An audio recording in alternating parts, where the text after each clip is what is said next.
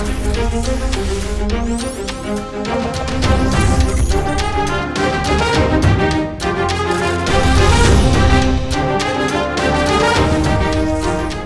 மன்றம் கரூர் துயரம் யார் பொறுப்பு? தந்தி தொலைக்காட்சியினுடைய நேயர்கள் அனைவருக்கும் வணக்கம். முக்கியமான ஒரு தலைப்பை பேச இன்று நாம் கூடியிருக்கின்றோம். 41 உயிர்களை நம்ம இழந்திருக்கோம். தமிழ்நாடு இழந்திருக்கிறது, இந்தியா இழந்திருக்கிறது.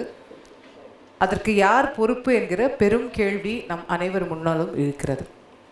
யாராவது பொறுப்பேற்று தான் ஆகணும் இல்லையா? ஏன்னா ஒரு பெரும் கூட்டம், ஒரு அரசியல் கட்சிக்காக வந்த கூட்டம். இதுவரைக்கும் நம்ம இப்படி பார்த்துருக்கோமா அப்படிங்கிறது தெரியல. கரூரில் நடந்த சம்பவம் போல அட்லீஸ்ட் தமிழகத்தில் நம்ம இப்படி பார்த்துருக்கோமா அப்படிங்கிறது தெரியல. ஒரு அரசியல் தலைவனை பார்க்க வந்த கூட்டம், அங்கே இப்படி ஒரு ஸ்டாம்பீட் நடந்து ஏர் ஷோலையோ ஆர்சிபிலையோ கும்பமேளாலையோ கூட இல்லாத அளவிற்கு அந்த குறுகிய காலகட்டத்தில் 41 உயிர்கள், 10 குழந்தைகள் ஏற்றுக்கொள்ளவே முடியல. இன்னி வரைக்கும் யாராலையும் ஏற்றுக்கொள்ள முடியல. அது எந்த கட்சியினராக இருக்கட்டும். இந்த மேடையில் பல கட்சியை சேர்ந்தவர்கள் அமர்ந்திருக்கிறார்கள், ஆடியன்ஸில் அமர்ந்திருக்கிறீங்க, டிவியில் பார்த்துட்டு இருக்கிறீங்க. யாரால ஏற்றுக்கொள்ள முடியும்? ஒவ்வொருவருக்கும் அதை நினைக்கும் போதெல்லாம் நெஞ்சம் பதைக்கிறது. இதற்கு விடைகள் வேண்டும், இதுக்கு என்ன பதில் அப்படிங்கிற கேள்வி, அதற்கான விடை நமக்கு இன்னும் கிடைக்காமலே தொடர்ந்து கொண்டிருக்கிறது. இவங்க பொறுப்பு, அவங்க பொறுப்பு, அவங்க தான் செஞ்சுருக்கணும், இவங்க ஏன் பெரிய இடத்துல பர்மிஷன் கொடுக்கல, அவர் ஏன் லேட்டாக வந்தார், இப்படி கேள்விகளும் குற்றச்சாட்டுகளும் எல்லா பக்கமும் பறந்து கொண்டே இருக்கிறது. குற்றச்சாட்டு எல்லாரும் வைக்கிறாங்க, பொறுப்பு யார் ஏற்கிறாங்க அப்படின்ற கேள்வி நம்மை துரத்தி கொண்டே இருக்கிறது.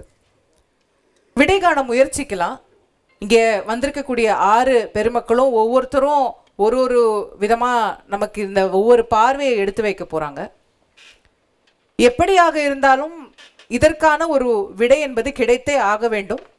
அது இந்த மேடையில் கிடைக்கிறதா, இன்னும் காலங்கள் செல்ல செல்ல நமக்கு கிடைக்க போகிறதா அப்படிங்கிறத பார்ப்போம். முதலில் இந்த கரூர் பெருந்துயரத்திற்கு யார் பொறுப்பு என்கிற தலைப்பில் பாரதிய ஜனதா கட்சியின் திரு SG சூர்யா அவர்களை பேச அழைக்கின்றார்.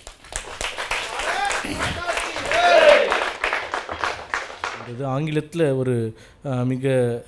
ஒரு நல்ல பழமொழி உண்டு, justice must not only be done but also appear to have been done. உடனடியாக த ஹெட் ஷுட் ரோல் அப்படின்னு சொல்லுவாங்க. உடனடியாக தவறு செய்தவர்கள் அந்த justice must appear to have been done, குறைந்தபட்ச நடவடிக்கையாச்சும் எடுப்பதற்கு இந்த அரசாங்கத்திற்கு அந்த ஒரு உந்துதல் இருக்கா அப்படின்னு கேட்டிங்கன்னா கிடையாது. இப்போ முதல்வர் பேசும்போது இந்த சம்பவத்தை தொடர்ந்து நம்ம பாரதிய ஜனதா கட்சி வைக்கக்கூடிய விமர்சனங்கள் எல்லாம் எதிர்கொள்ள முடியாமல் சொல்வது என்னவென்றால், உத்தரப்பிரதேசத்தில் இது போன்று நடந்தது, நீங்கள் என்ன செய்தீர்கள் அப்படின்னு பல முறை கேட்டிருக்காரு. துணை முதல்வர் கேட்டிருக்காங்க, பல அமைச்சர்கள் கேட்குறாங்க, சமூக ஊடகத்தில் கேட்குறாங்க. இப்போ இதில் அரசியலை தாண்டி ஒரு அரசாங்க நிர்வாகம் எப்படி செயல்பட வேண்டும் என்பதுக்கு உதாரணமாக உத்தரப்பிரதேசத்தில் இதே பிஜேபி அரசு யோகி ஆதித்யநாத் செயல்பட்டிருக்கான்றது எப்படின்னு நான் சொல்கிறேன். ஹத்ராஸில் இதே போன்று ஒரு சம்பவம் நடந்தது. ஒரு மத கூட்டத்திற்கு வந்தவர்களில் கிட்டத்தட்ட 100க்கும் மேற்பட்டவர்கள் இறந்து விட்டார்கள். அந்த சம்பவம் நடந்த உடனடியாக அதே நாள் 3 உறுப்பினர்கள் கொண்ட விசாரணை கமிட்டி அமைக்கப்பட்டது. அதே சமயத்தில் SIT சிறப்பு புலனாய்வு குழுவும் ஒன்று அமைக்கப்பட்டது. ஒரு வாரத்தில் இந்த SIT அறிக்கை சமர்ப்பித்தார்கள். என்ன அறிக்கை சமர்ப்பித்தார்கள் என்றால், மாவட்ட நிர்வாகத்தினர் மீதும் காவல்துறையினர் மீதும் தவறு இருக்கின்றது அப்படின்னு. அதாவது அந்த அரசாங்கம் அந்த மாவட்டத்தின் மீது தவறு இருக்குது, அந்த காவல்துறை மீது தவறு இருக்குது அப்படின்ற அறிக்கையை சமர்ப்பித்தாங்க. அதாவது இடத்தை பார்க்காமல் அனுமதி கொடுத்தது, அதாவது இவ்வளோ கூட்டம் வருவாங்க அப்படின்னு அனலைஸ் பண்ணாமல் அந்த அதிகாரிகள் அனுமதி கொடுத்தார்கள் அப்படின்ற கிரவுண்ட்ஸில் சஸ்பெண்ட் செய்யப்பட்டார்கள். லேக் ஆஃப் பிளானிங், சரியான திட்டமிடல் இல்லாமல் இந்த கூட்டத்திற்கு அனுமதி கொடுக்கப்பட்டது. இந்த 2 கிரவுண்ட்ஸில் 7 அதிகாரிகள் சஸ்பெண்ட் செய்யப்பட்டார்கள். யார் யார் என்றால், sub district magistrate, circle officer, tahsildar, station officer, 2 sub inspector. 7வது நாளே சஸ்பெண்ட் செய்யப்பட்டார்கள். ஏனென்றால் ஒரு கூட்டம் ஏற்பாடு செய்கிறாங்கன்னா அதுக்கு அரசாங்கத்தினுடைய கடமை தான் சரியாக நடக்கிறதா, எவ்வளோ பேர் வருவாங்க அப்படின்றதெல்லாம் பார்க்குறது. அது சரியாக ஏற்பாடு செய்யாததனால் 7 அதிகாரிகள் உடனடியாக உத்தரப்பிரதேச அரசாங்கத்தால் சஸ்பெண்ட் செய்யப்பட்டார்கள் அப்படின்ற தகவலை நான் சொல்கிறேன். இப்போது இந்த சம்பவம் நடந்து விட்டது. இன்றைக்கி எவ்வளோ பேர் இவங்க குறைந்தபட்சம் விசாரணைக்காச்சும் உட்படுத்தியிருக்காங்கன்னு பார்த்திங்கன்னா யாருமே கிடையாது. அப்போது தமிழக அரசினுடைய நோக்கம் என்னவாக இருக்கின்றது என்றால், இந்த சம்பவத்திற்கு அரசு சுத்தமாக பொறுப்பேற்கவே முடியாது, எங்கள் மீது எந்த தவறுமே இல்லை, எல்லாமே விஜய் அவர்கள் கட்சி மீது தான் தவறு அப்படின்றத பழியை போட்டுட்டு இவங்க அந்த ரெஸ்பான்சிபிலிட்டியிலிருந்து வெளியே போவதற்காக தான் அதிகமான முயற்சிகளை செய்து கொண்டிருக்கிறார்கள். இப்போ இவர்கள் சொல்வது போல சட்ட ரீதியிலே நீங்கள் பார்த்தீங்கன்னா விஜய் அவர்களுடைய கட்சி ஒரு பக்கம், திமுக ஒரு பக்கம் இருக்கும்போது விஜய் கட்சிக்கு கடமை மட்டும்தான் இருக்கின்றதே தவிர பொறுப்பு என்பது அவர்களால் ஏற்றுக்கொள்ள முடியாது. அதை இங்கே ஆளுகின்ற அரசாங்கம் தான் ஏற்றுக்கொள்ள வேண்டும். ரெஸ்பான்சிபிலிட்டி வர்சஸ் அக்கௌண்டபிலிட்டிக்கு வித்தியாசம் தெரியாமல் முதல்வர் வரை பேசி கொண்டிருக்கிறார் அப்படின்றது மிக மிக ஆச்சரியமாக இருக்கின்றது. ஒரே ஒரு உதாரணம் சொல்கிறேன். திரு கருணாநிதி ஐயா அவர்கள் மறைந்த உடனே அவர்களுக்கு நினைவு செய்வதற்காக இந்த ராஜாஜி ஹாலில் கூட்டம் ஏற்பாடு செய்யப்பட்டது. அந்த கூட்ட நெரிசலில் சிக்கி 3 பேர் உயிரிழந்தார்கள். கிட்டத்தட்ட 60 பேர் மூச்சு திணறல் போன்ற விஷயங்களால் மருத்துவமனைக்கு அனுமதிக்கப்பட்டார்கள். ஆனால் அந்த கூட்ட நெரிசலுக்கும் அந்த இறப்புகளுக்கும் அன்று எதிர்க்கட்சி தலைவராக இருந்த திரு மு.க. ஸ்டாலின் அவர்கள் குற்றம் சொன்னது திரு எடப்பாடி பழனிசாமி அவர்களே தான். அப்போது அவர் முதல்வராக இருந்தார். அப்போது நம்ம போய் கேட்க முடியாது, இந்த கூட்டத்தை திமுக தானே ஏற்பாடு பண்ணணும், அரசாங்கத்தை ஏன் கேட்குறீங்க அப்படின்னு சொல்லிட்டு. இது போன்ற ஒரு நிகழ்வுகள் நடந்தால் முதல் பொறுப்பு ஏற்க வேண்டியது அரசாங்கம் தான் என்பதில் எந்த மாற்று கருத்தும் கிடையாது. இப்போது நீங்கள் சொன்னது போல இப்போதும் அரசாங்கம் தான் முழு பொறுப்பு ஏற்க வேண்டும் என்பதில் எந்த மாற்று கருத்தும் இல்லை. அதனால் விஜய் அவர்கள் மேலே தப்பு இல்லையா, அந்த கட்சி மேலே தப்பு இல்லையா அப்படின்றதுக்கு பின்னாடி வரலாம். பட் இந்த அரசாங்கம் என்னென்ன தவறுகள் செய்திருக்கிறது அப்படின்றத முதல்ல நம்ம சுட்டி காட்டிட்டு அப்புறமா அடுத்த விஷயத்துக்கு வரலாம். சூர்யா, அவங்க என்ன கேட்குறாங்க, விஜய்க்கு வக்கீலா நீங்க ஏன் ஆஜராகிறீங்கன்னு கேட்குறாங்க. வக்கீலே கிடையாது, அதான் நான் சொல்லிட்டேனே, விஜய் அவர்கள் மீதும் தவறு இருக்கின்றது என்றால் அந்த களத்திற்கு முதல்லே போனதுனால நான் சொல்கிறேன். விஜய் அவர்கள் மீது என்ன தவறு இருக்குன்னா, எல்லாரும் சொல்கிறாங்க அவர் சினிமா ஷூட்டிங்க்கெலாம் ரொம்ப பங்க்சுவலாக போவார், சொல்கிற டைமுக்கு முன்னாடியே போயிடுவார், அந்த மாதிரி ஒரு நல்ல பேர் திரைத்துறையில் இருக்குதுன்னு சொல்கிறாங்க. அப்போது வருமானம் வர்றதுனால இப்போது அதே பங்க்சுவாலிட்டி இந்த அரசியல் கூட்டங்களில் ஏன் இல்லை? கிட்டத்தட்ட 7 மணி நேரம் 7.5 மணி நேரம் தாமதம் என்பது ஏற்றுக்கொள்ள முடியாத விஷயம். அதற்கு நிச்சயமாக கண்டிக்க தான் வேணும். எங்கள் தலைவர்களும் கண்டிச்சுட்டு தான் இருக்காங்க. அதே போன்று அவர்கள் ஏற்பாடுகளில் குளறுபடிகள் இருக்குது அப்படின்றதையும் நம்ம பார்க்குறோம். அதையும் நம்ம சுட்டி காட்டுவதில் எந்த தயக்கமும் இல்லை. ஆனால் இங்கே அரசியல் நோக்கம் அப்படின்றது எப்போ உள்ளே வருதுன்னு பாருங்களேன். இப்போ திமுகவினர் இதே கரூரில் ஏதாச்சும் கூட்டங்களை கூட்டினால் அந்த கூட்டங்களுக்கு பெரிய இடங்கள் ஒதுக்கப்படுகிறது. உதாரணமாக அந்த ரவுண்டானான்னு சொல்லக்கூடிய ஒரு இடம், இன்னொரு உழவர் சந்தைன்னு சொல்லக்கூடிய ஒரு இடம், இந்த இடங்கள்லாம் இந்த வேலுசாமிபுரத்தை விட அதிகமாக மக்கள் கூட்டக்கூடிய ஒரு இடங்கள். ஏப்ரல் 4, 2024 உதயநிதி ஸ்டாலின் அவர்கள் தேர்தல் பரப்புரை செய்யும்போது அங்கே தான் கூட்டம் நடந்தது. அதற்கு முந்தைய வருடம் திரு மு.க. ஸ்டாலின் அவர்கள் கடைசியாக கரூரில் பரப்புரை செய்யும்போது இதே இடம்தான் ஒதுக்கப்பட்டது. ஆனால் 2024 அதே சமயத்தில் எங்கள் பிஜேபி வேட்பாளர் செந்தில்நாதனுக்கு நாங்கள் அனுமதி கேட்டபோது இந்த இடம் வழங்கப்படவில்லை, வேலுசாமிபுரம் தான் கொடுத்தார்கள். இப்போது எடப்பாடி பழனிசாமி அவர்கள் இந்த சம்பவத்திற்கு ஒரு 3 நாட்களுக்கு முன்பு போன போதும் அதே ரவுண்டானா பகுதியை கேட்டார்கள். அந்த பகுதியை கொடுக்காமல் வேலுசாமிபுரத்தை கொடுத்தார்கள். விஜய் அவர்களுக்கும் இதே இடத்தை கொடுத்திருக்கார்கள். அப்போது ஆளும் கட்சியினர் கூட்டணி கட்சியினர் கூட்டம் நடத்தினால் பெரிய இடங்களை கொடுப்பது, எதிர்க்கட்சி வரிசையில் யார் அனுமதி கேட்டாலும் சிறிய இடத்தை கொடுப்பது அப்படின்றது ஒரு அரசியல் காழ்ப்புணர்ச்சினால மாவட்ட நிர்வாகத்தை நீங்கள் ப்ரெஷர் பண்ணி இந்த மாதிரி சின்ன இடங்களை ஒதுக்குவதற்கு நீங்கள் கட்டாயப்படுத்துகிறீர்கள். அதனால் அவர்களால் நடுநிலையாக நடந்து கொள்ள முடியவில்லை அப்படின்றது நம்மளுடைய குற்றச்சாட்டு. எந்த ஒரு ஹோம்ஒர்க்கும் பண்ணாமல், எந்த ஒரு அரசாங்க நிர்வாகமும் செயல்படாமல், உளவுத்துறை முழுக்க செயலிழந்து விட்டதுக்கு அப்புறமாக நாங்கள் எதுவுமே தப்பு பண்ணல அப்படின்னு திமுக சொல்வது தான் இன்னும் எங்களுக்கு ஆச்சரியமாக இருக்கின்றது. இங்கே ஒரு நபர் ஆணையத்தை வைத்தார்கள். ஆனால் அந்த அருணா ஜெகதீஷன் அவர்களுடைய கமிட்டியை கண் துடைப்பு வேலை, இதனால் எந்த பிரயோஜனமும் இல்லை, இவர்களால் எந்த உண்மையும் வெளியே கொண்டு வர முடியாது அப்படின்னு குற்றம் சாட்டுவது இந்த பக்கம் இருக்கக்கூடிய எதிர்க்கட்சிகள் கிடையாது, அவங்க கூட இருக்கக்கூடிய விடுதலை சிறுத்தைகள் கட்சியினுடைய தலைவர் திரு திருமாவளவன் அவர்கள். நாங்கள் சொல்லலை, நீங்கள் அமைத்த விசாரணை ஆணையத்தை கண் துடைப்பு நடவடிக்கை அப்படின்னு சொன்னது உங்கள் கூட்டணி கட்சி தான். ஏன் சொன்னாங்கன்னு நீங்கள் சிந்தித்து பார்க்கணும். இப்போ நான் கேட்குறேன், இப்படி ஒரு சம்பவம் நடந்திருக்கு, அங்கே என்ன பிரச்சனை, யார் பெர்மிஷன் கொடுத்தாங்க, போலீஸ் ஏதாச்சும் தப்பு பண்ணாங்களா, இன்டெலிஜென்ஸில் ஏதாச்சும் தப்பா அப்படின்ற குறைந்தபட்ச விசாரணை செய்ய வேண்டும் என்ற எண்ணம் கூட திமுக அரசிற்கு இப்போது வரைக்கும் தோணாததற்கான காரணம் என்ன? இவர்களுக்கு தேவை என்னவென்றால், நிர்வாக சீர்கேடு நடந்தால் கூட பரவாயில்ல, தமிழர்கள் கொத்து கொத்தாக இறந்து மடிந்தாலும் பரவாயில்லை, ஆனால் திமுக அரசின் மீது எந்த கலங்கமும் வந்துவிடக்கூடாது அப்படின்ற ஒரே விஷயம் தான். இப்போ இங்கே இருக்கக்கூடிய அருணா ஜெகதீசன் அவர்கள் தலைமையில் நீங்கள் அமைத்த ஆணையம் உங்கள் அரசின் மீதும் உங்கள் அதிகாரிகள் மீதும் உங்கள் மாவட்ட நிர்வாகத்தின் மீதும் தவறு இருக்கின்றது என்பது சொல்வதற்கு திராணி இருக்குமா அந்த கமிஷனுக்கு அப்படின்னு கேட்டிங்கன்னா நிச்சயமே கிடையாது. திமுக மேலே எந்த தப்புமே கிடையாது, விஜய் மேலே எல்லா தப்பும் இருக்குது அப்படின்ற அறிக்கை தான் சொல்ல போகிறாங்க. பல மூத்த அரசியல் தலைவர்களும் சொல்வது என்னவென்றால் அருணா ஜெகதீசன் அவர்கள் அமைத்த ஆணையத்தின் முழு ரிப்போர்ட்டை திமுக அரசாங்கமே கொடுத்து வாங்க போகிறது அப்படின்ற கருத்துக்கள் தான் சொல்கிறாங்க. அந்த அருணா ஜெகதீசன் அவர்கள் விசாரணைக்கு போகிறாங்க. நம்ம எல்லாருமே டிவியில் பார்த்துருப்போம். அங்கே நடக்குது என்னவென்றால் அவங்க விசாரணை செய்கிறாங்க. பின்னாடி இருந்த ஒரு காவல்துறை அதிகாரி அவர்கள்கிட்ட பேசக்கூடியவர்களை பேசாதீங்க பேசாதீங்க அப்படின்னு சொல்கிறாங்க. அப்போ வெட்ட வெளிச்சத்தில் மீடியாவுக்கு முன்னாடி எல்லாரும் பார்க்கக்கூடிய இடத்துல ஒரு விசாரணை ஆணைய நீதியரசர்கிட்ட பதில் சொல்லாதன் காவல்துறையினர் மிரட்டுகிறார்கள் என்றால் இந்த விசாரணையுடைய தரம் எப்படி இருக்கும் அப்படின்றது நீங்களே தெரிஞ்சுக்கோங்க. அப்போது இந்த கண் துடைப்பு நடவடிக்கை தான் வேண்டாம் அப்படின்னு சொல்கிறாங்க. உடனே இங்கே இருக்கக்கூடிய அமைச்சர்கள்லாம் எப்படிலாம் அழுதாங்க அது எல்லாமே நம்ம பார்த்தோம். இப்போ பிஜேபியிலேருந்து ஒரு குழுவை அமைத்திருந்தோம். 8 எம்பிக்கள் கொண்ட குழு பல மாநிலங்கள்லேருந்து வந்திருந்தாங்க. என்ன நடந்தது அப்படின்னு விசாரணை செய்வதற்காக வந்திருந்தாங்க. நானும் உடன் போயிருந்தேன். எல்லா இடத்தையும் பார்த்தோம். முதல்ல அந்த சம்பவம் நடந்த இடத்தை பார்த்தோம். அப்புறமா மருத்துவமனைக்கு போனோம். அதுக்கப்புறமா பாதிக்கப்பட்டவர்கள்கிட்ட பேசணும். உடனே திமுகலேருந்து சொல்கிறாங்க பிஜேபி எதுக்கு அரசியல் ஆக்குறீங்க அப்படின்னு சொல்லிட்டு. இதே போன்று மணிப்பூரில் ஒரு பிரச்சனை நடந்தபோது, கலவரம் நடந்தபோது இவர்கள் கூட்டணியில் 21 எம்பி கனிமொழி அவர்கள் உட்பட எல்லாரும் போயிருந்தாங்க. இந்த மாதிரி தவறுகள் நடக்கும்போது அது என்ன நடந்தது அப்படின்றது உண்மையை மக்கள்கிட்ட சொல்வதற்கான பல குழுக்கள் வருவது, ஆணையங்கள் வருவது, எம்பிக்கள் வருவது இயல்பான ஒரு விஷயம்தான். இப்போ அவர்கள் வந்து போனதுனால இவர்களுக்கு என்ன பிரச்சனை, ஏன் இவர்கள் பதற்றம் அடைகிறார்கள் என்றால் இது போன்ற எம்பிக்கள் யாரும் வராமல் இருந்தால் மக்கள்கிட்ட இருந்து இந்த விஷயத்தை 10 நாளில் 15 நாளில் மறைச்சிடலாம் அப்படின்னு பார்த்தாங்க. அப்போ எங்கள் கேள்வி என்னவென்றால் யாரை காப்பாற்றுவதற்கு இதையெல்லாம் செய்வீர்கள், எதை மறைப்பதற்காக இதையெல்லாம் செய்கிறீர்கள்?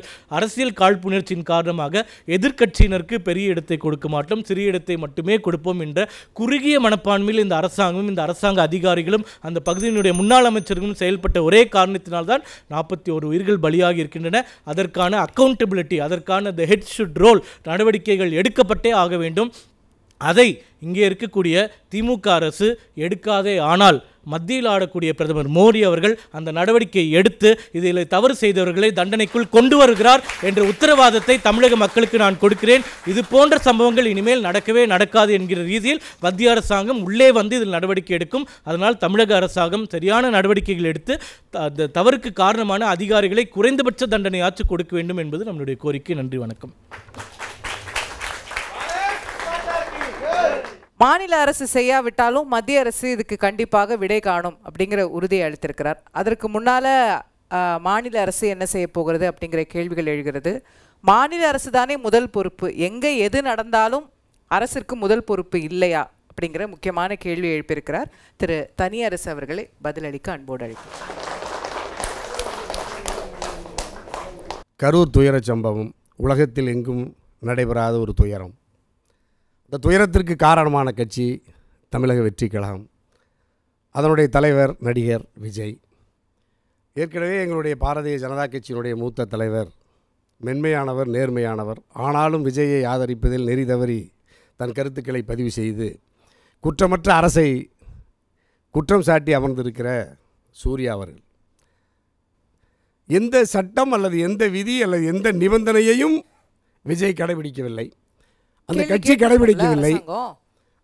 அரசாங்க கேள்வி கேட்பதற்கு முன்பாகவே நாகப்பட்டினத்தில் தமிழக வெற்றி கழகத்தின் தலைவர் விஜய் கேட்குறார், என்ன சிஎம் சார் மிரட்டி பார்க்குறீங்களா? நான் உங்கள்கிட்ட எல்லாம் அனுமதி வாங்க வேண்டியதில்லை. யார்கிட்ட? காவல்துறையிடமோ அரசிடமோ நீதிமன்றத்திடமோ அனுமதி பெற தேவையில்லை. என்னை யாரும் கட்டுப்படுத்த முடியாது. மக்களிடமிருந்து நான் அனுமதியை பெறுவேன் சொன்னது விஜய். அதனால் அரசாங்கம் இப்போ எங்கள் கல்யாண சுந்தரம் பேராசிரியரோ, எங்கள் சூர்யா ஐயா, எங்கள் மூத்த ஊடகவியலாளர் ரமேஷ் ஐயாலாம் என்ன சொல்லுவாங்க? தடுத்து நிறுத்தினால் விஜயை பார்த்து, தமிழக வெற்றி கழகத்தை பார்த்து திராவிட முன்னேற்ற கழகத்தினுடைய அரசு அஞ்சுகிறது, பயப்படுகிறதுன்னு சொல்லுவாங்க. பயம் இல்லை. ஜனநாயகத்தில் கருத்து சுதந்திரம் முக்கியம். அவர் பக்குவப்படாத ஒரு கட்சியாக இருக்கலாம், பக்குவப்படாத ஒரு அரசியல் தலைவராக இருக்கலாம் விஜய், புதிதாக வந்திருக்கிற ஒரு நடிகர் என்பதனால்.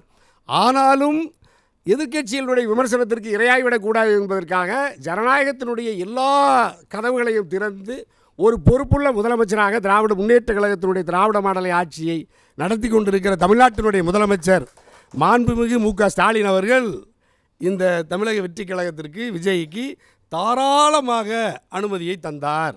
இதில் என்ன கொடுமைனாமா, முழுக்க முழுக்க விஜய் பொறுப்பாகிறாருன்னு தான் அவங்க கேட்பாங்க. தாராளமாக அனுமதி கொடுத்தது யாரு?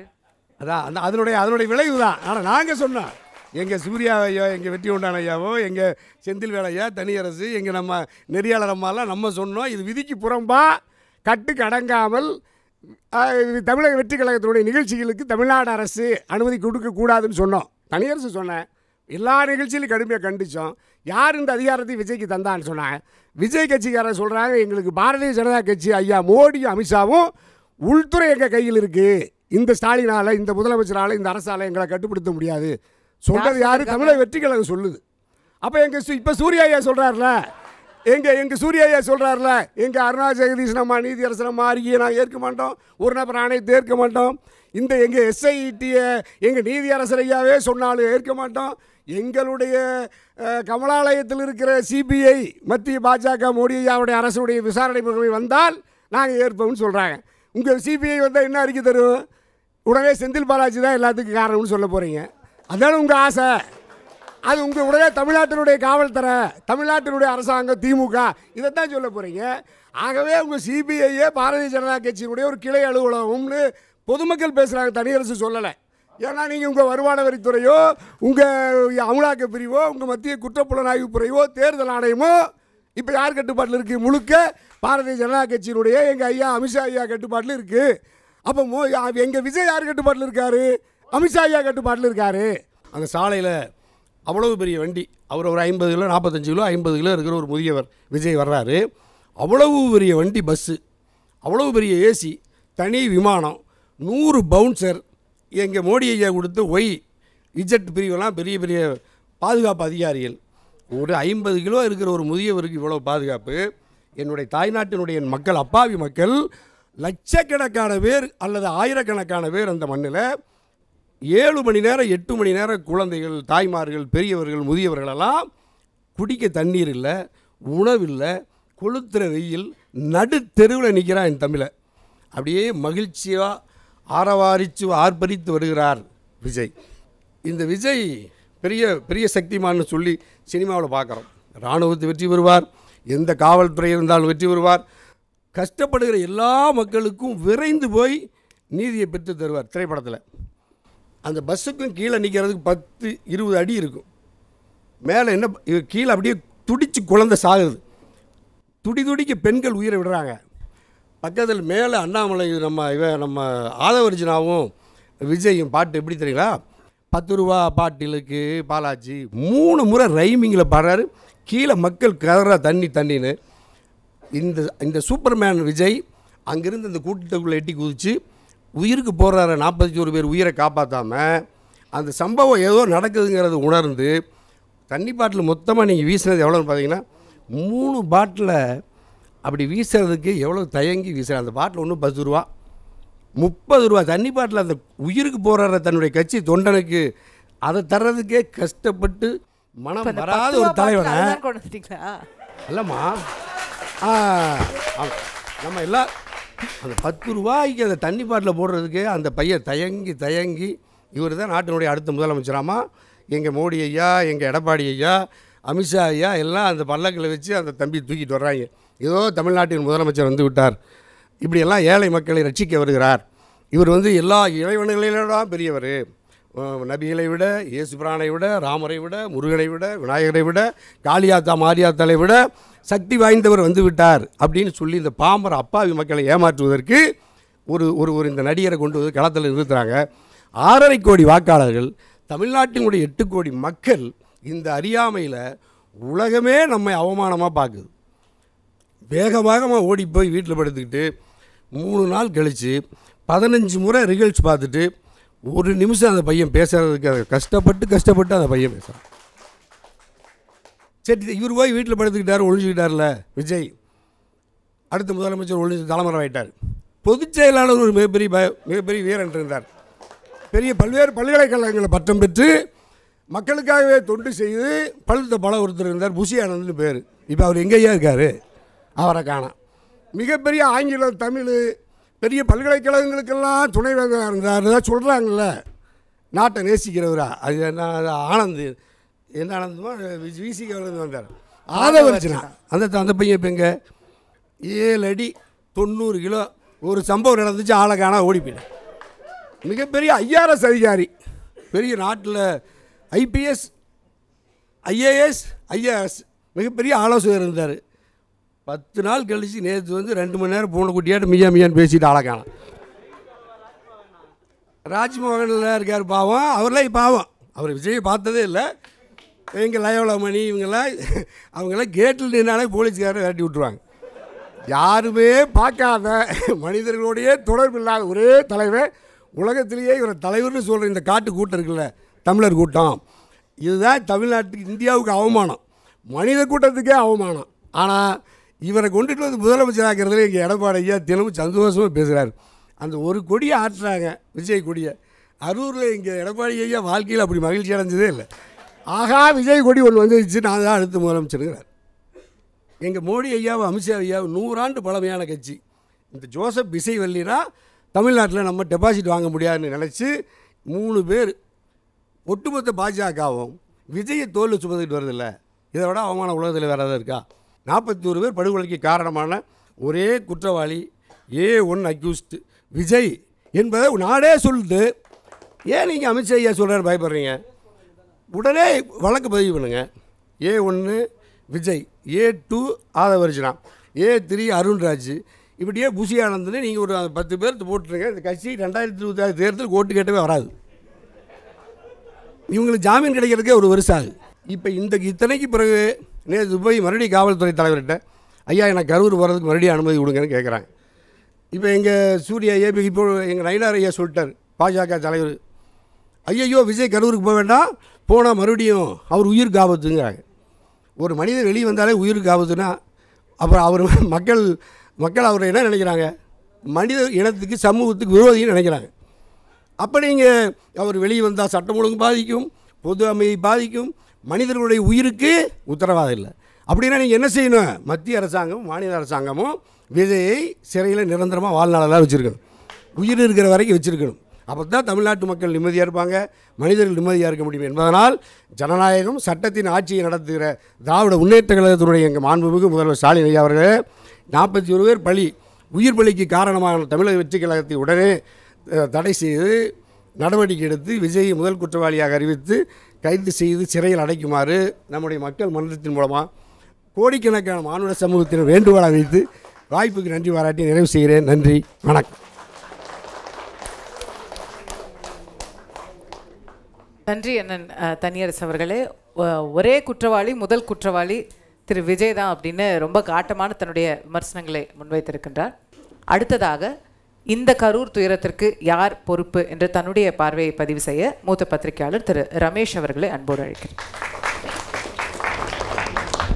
எனக்கு முன்னாலே பேசிய திரு தனியரசு அவர்கள் என்னுடைய மிக நெருங்கிய நண்பர், நான் பெரிதும் மதித்து நெருக்கமாக பழகக்கூடிய வாய்ப்பை பெற்ற மாண்புமிகு புரட்சி தலைவி அம்மா அவர்களின் அன்புக்குரியவராக திகழ்ந்தவர். அவர் அந்த பழைய விசுவாசத்தின் காரணமாக திராவிட முன்னேற்றக் கழகத்திற்கு எதிராக ஒரு வலிமையான ஆலோசனையை சொல்ல வேண்டும் என்பதற்காக தயவு செய்து விஜயை கைது செய்யுங்கள் என்று இந்த அரசை எப்படி காலி செய்வது என்று யோசித்து, இதுதான் அதற்கு சரியான தீர்வாக இருக்கும், இவர்களை முடிப்பதற்கு இதுதான் வழி. அவர் உங்களா அவர் மாறி போய் அந்த பக்கம் உட்கார்ந்தார். நீதியரசர் அருணா ஜெகதீசன் தலைமையில் அன்று இரவே ஒரு ஆணையத்தை மாண்புமிகு முதலமைச்சர் அறிவித்தார். நானும் இப்போது 2025 45 ஆண்டுகளாக பத்திரிகை துறையில் இருக்கிறேன். பல்வேறு விசாரணை கமிஷன்கள் நியமனத்தை நான் பத்திரிகைகளிலே பார்க்கும்போது கூடவே டேர்ம்ஸ் அண்ட் ரெஃபரன்சஸ் என்று போடுவார்கள். இந்த விசாரணை ஆணையம் என்னென்ன விவரங்களை விசாரிக்கும், ABCD என்று போடுவார்கள். அப்படி இல்லாமல் மொட்டையாக ஒரு அறிவிப்பு வந்தது இந்த விசாரணை ஆணையம். என்ன காரணம் என்று கேட்டால் அவசர கதியில் அறிவிக்கப்படுகிறது. நேற்று தான் அந்த ஆணையத்திற்கு டேர்ம்ஸ் ஆஃப் ரெஃபரன்ஸ் வகுக்கப்படுகிறது. அவசர கதியில் இந்த விஷயம் சந்தேகங்களையும் கேள்விகளையும் எழுப்புகிற பதற்றம் அன்று தொடங்கியது அரசு தரப்புக்கு. அதன் பிறகு ஒரு விசாரணை ஆணையத்தை அமைத்த பிறகு நீங்கள் நன்றாக கவனிக்க வேண்டும், அந்த வேலையை அந்த ஆணையம்தான் பார்க்க வேண்டும், வேறு யாரும் பார்க்கக்கூடாது. அந்த வேலையை ஏடிஜிபி பார்க்கிறார், பப்ளிக் செக்ரட்டரி பார்க்கிறார். அவர்களுக்கு யார் அந்த ரோலை கொடுத்தது என்று நான் கேட்கிறேன். What is your role? அதில் என்ன உங்களுக்கு வேலை? அது விசாரணை கமிஷன் பார்க்க வேண்டிய வேலை, உங்கள் வேலை அல்ல. நீங்கள் எப்படி தலையிடுகிறீர்கள்? டைரக்ஷன் கொடுக்கிறீர்களா எந்த டைரக்ஷன் அந்த கமிஷன் போக வேண்டும் என்று? இது அப்பட்டமான அதிகார துஷ்பிரயோகம். ஆளுங்கட்சியை திருப்திப்படுத்துகிற வேலையை ஏடிஜிபியும் அங்கே இருக்கக்கூடிய ஐஏஎஸ் ஐபிஎஸ் அதிகாரிகளும் பார்க்கக்கூடாது. சார், ஒரு பக்கம் அரசாங்கத்தின் மீது குற்றச்சாட்டுகள் அப்படியே வந்துகிட்டே இருக்கும், அரசாங்கம் பதில் சொல்லவே கூடாது. கூடாது. கமிஷன் ஆஃப் என்கொயரி போட்ட பிறகு there is no business for the government at all. It is the duty of the enquiry commission. and அதை தவிர நீதியரசர் ஒரு எஸ்ஐடி அதிகாரி போட்டிருக்கிறார்.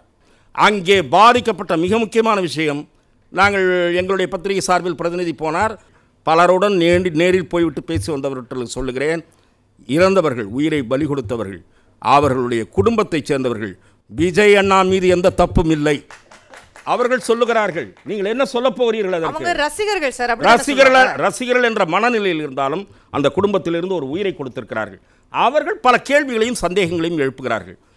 பல்லாயிரக்கணக்கில் அவருக்கு தொடர்ந்து கூட்டம் வருகிறது. 6வது இடம் நண்பர்களே, நீங்கள் நன்றாக நினைவில் வைத்துக் கொள்ளுங்கள். இவர் பயணத்தை தொடங்கி இது 6வது இடம். ஒவ்வொரு இடத்திலும் கூட்டம் ஸ்வெல்லிங் ஆகிக்கொண்டே இருக்கிறது. இந்த அரசாங்கத்துக்கு தெரியாதா எவ்வளவு பேர் வருவார்கள், எவ்வளவு பெரிய இடம் தேவைப்படும் என்று? இருக்கிறதுலேயே சின்ன இடமாக பார்த்து கொடு. அறுதவர அவர் லேட்டாக வராருல, 2வது மீட்டிங் 3வது மீட்டிங்லேயே ஸ்டாப் பண்ணி, no this is not the way you have to conduct your propaganda அப்படின்னு சொல்லிட்டு அவர்களுடைய கட்சியினுடைய சீனியர் நிர்வாகிகளை, ஒரு ஐபிஎஸ் அதிகாரியோ ஒரு அரசாங்கத்தின் சார்பில் யாராவது நேரில் போய் பேசியிருக்க வேண்டும். இப்படி அனுமதிக்க முடியாது. தொடர்ந்து நீங்கள் தாமதமாக வருவது அப்படிலாம் பண்ணுனா சிஎம் சார் மிரட்டி பார்க்கறீங்களான்னு கேக்குறேன். இல்லை, நான் மாண்புமிகு அம்மா அவர்கள் எதிர்க்கட்சி தலைவராக இருந்த போதும் சரி, முதலமைச்சராக இருந்த போதும் சரி, நான் பயண கூட்டங்களுக்கு போயிருக்கேன். அவங்க என்ன வேன் பாயிண்ட்ல பேசுகிறாங்களோ that will be made under என்ன சொல்கிறது, அது ஸ்டெரைல் ஜோன் ஆக்கப்படும். வேனை சுற்றி யாரும் போக முடியாது. அவர்களுடைய முக்கிய நிர்வாகிகள் தான் இருக்க முடியும். கயரை சுத்தீர கட்டிடுவாங்க, பேரிகார்டு போடுவாங்க. அந்த வேன் வந்தோடனே பேரிகார்டு தடுத்துரும். 200 போலீஸ், 150 200 போலீஸ் இருந்தாலே அந்த இடத்துல ஸ்டாம்பீடு, அதாவது அந்த வேனு பக்கத்தில் வந்திருக்காது. ஆனால் நம்முடைய ஏடிஜிபி சொல்லுகிறார், நம்பும்படியாகவே இல்லை, 500 போலீஸாக இருந்தார்களாம். எங்கே இருந்தாங்கன்னு கேட்குறேன். எங்கெங்கேயோ இருந்தாங்களா? வேனை சுற்றி எத்தனை பேர் சார் இருந்தாங்க? நம்ம எத்தனை பேரும் அன்றைக்கி டிவி லைவில் பார்த்துருப்போம் சார். எத்தனை பேர் வேனை சுற்றி போலீஸ் தென்பட்டார்களா என்று நான் கேட்கிறேன். வேனை சுற்றி போலீஸே கிடையாது. என்ன பொய், எவ்வளோ கதை. நான் அதை விஜய் தரப்பில் நான் சொல்லுவது, அவர் தாமதமாக வந்தது தவறு இன்று நான் கூறவில்லை. ஏற்கனவே வெவ்வேறு தொலைக்காட்சி நேர்காணல்களில் கூறிக்கொண்டிருந்தேன். இப்போ இல்லை, 2வது 3வது மீட்டிங்லேருந்தே சொல்லிகிட்டு இருக்கேன். திரு விஜய் அவர்களே, இந்த மாதிரி நீங்கள் மெதுவாக ஜானவாசக்கார மாதிரி போயிட்டுருக்க முடியாது என்று நான் சொன்னேன். நீண்ட நாள் இதை அனுமதிக்க முடியாது, காவல்துறையும் இதை அனுமதிக்கக்கூடாது என்று சொன்னேன். குறித்த நேரத்தில் பேச வேண்டும், இந்த மைதானம் உங்களுக்கு ஒதுக்கப்படுகிறது, அங்கே போங்கன்னு சொல்லி அதையெல்லாம் பண்ணி இதை ஒபே பண்ணாமல் இருந்திருந்தால் then you can call it as irresponsible act. அப்படிலாம் நீங்கள் எதுவுமே பண்ணலை. நீங்கள் என்ன நினச்சிங்க தெரியுமா? இப்படி டிலே வராருல, இதெல்லாம் இந்த தீய நோக்கங்கள் இருந்திருக்குமோன்னு சந்தேகம் வருது. என்ன தெரியுமா, அங்கங்கே அந்த ஊரில் இருக்கிறவங்க 2-3 மணி நேரம் எங்கேயும் வெளியே போக முடியாது, பெரும் அவஸ்தைக்கு ஆளாவான். ஏன்னா வீட்டை விட்டு கிளம்புனா எந்த வழியில் போனாலும் இந்த கட்சிக்காரன் வண்டியாக வந்துட்டு இருக்கேன்னு. இதெல்லாம் ஜனங்க திட்டட்டும் அவனை. இப்படிலாம் நீங்கள் எதிர்பார்த்தீங்களா? ஜென்ரேட்டர் ஏறிட்டான், கரண்ட்டு கட் ஆயிடுச்சு, தடியடி, இதெல்லாம் சந்தேகத்துக்குரிய கேள்விகள். இந்த கேள்விகளுக்குத்தான் விடை தேவை என்கிறேன் நான். அது உங்கள் விசாரணையில் வரவே வராது, நிச்சயமாக எழுதி வச்சுக்கலாம். அதனால் மடியில் கனம் இல்லை என்றால் இந்த பிரச்சனையை நீங்கள் சிபிஐயிடம் ஒப்படையுங்கள் என்று நான் கேட்கிறேன். அதில் என்ன உங்களுக்கு தயக்கம்? அதுக்குள்ளே அவர் நம்ம அண்ணன் தனியரசு சொல்கிறாரு, சிபிஐ கிட்ட ஒப்படைச்சா போதும், அதுக்கு பிறகு அவ்வளோதான், விஜய் இது இல்லைன்னு வந்துடும். அப்புறம் சம்மந்தமே இல்லாமல் அவர் 2 தடவை எதுக்கு முன்னாள் அமைச்சர் பேரை இழுத்தாருன்னு எனக்கு தெரியல. சம்மந்தமே இல்லாமல் அவர் பார்த்தீங்கன்னா ஏடிஜிபி கொடுத்தாங்க, பப்ளிக் செக்ரட்டரி கொடுத்தாங்க, ஐபிஎஸ் ஐஏஎஸ் அதிகாரியெல்லாம் பேட்டி கொடுத்து என்கொயரி கமிஷனர் ஒரு சட்டையே பண்ணல. இவர் சந்தடி சாக்கில் இவர் ஒரு பேட்டி, முன்னாள் அமைச்சர் என்னுடைய நண்பர் செந்தில் பாலாஜி, அவர் சொல்கிறாரு, விஜயின் கவனத்தை ஈர்க்கவே செருப்பை வீசினார்கள். எது கவனத்தை ஈர்க்கிறது? செருப்படுத்தி அடிப்பாங்க. என்னையா ஏன் இதை கேட்ட உடனே எனக்கு வியப்பை விட சிரிப்பு தான் அதிகமாக வந்தது.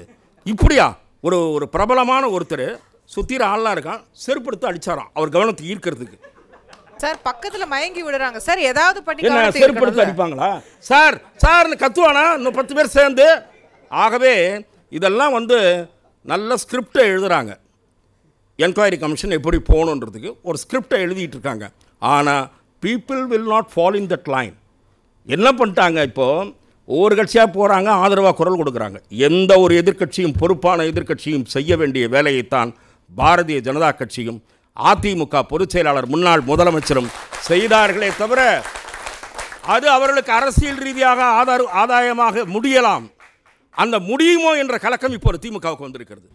என்னடா இது இப்படியே போயிட்டு இருந்தா இவங்க 2 பேரும் அந்த பக்கம் போயிடுவாங்க போல இருக்கு, என்ன விஜய் இது வேறு சேர்ந்து போச்சுன்னா முடிஞ்சிடும் போல இருக்கு அப்படின்ற கலக்கம் இப்போ வந்திருக்கு. அதற்கு சில சரி கட்டுகிற வேலைகளை எல்லாம் ஆளுங்கட்சியும் செய்து கொண்டிருக்கிறது, அது வேற விஷயம். ஆனால் அரசியல் ரீதியாக இவர்களை ஒன்று சேர்த்து நகர்த்துவது, ஒரு மனிதனை எப்படியாவது வீழ்த்த வேண்டும் என்று திமுக எடுக்கிற முயற்சிகள் தானே தவிர வேறு காரணம் அல்ல.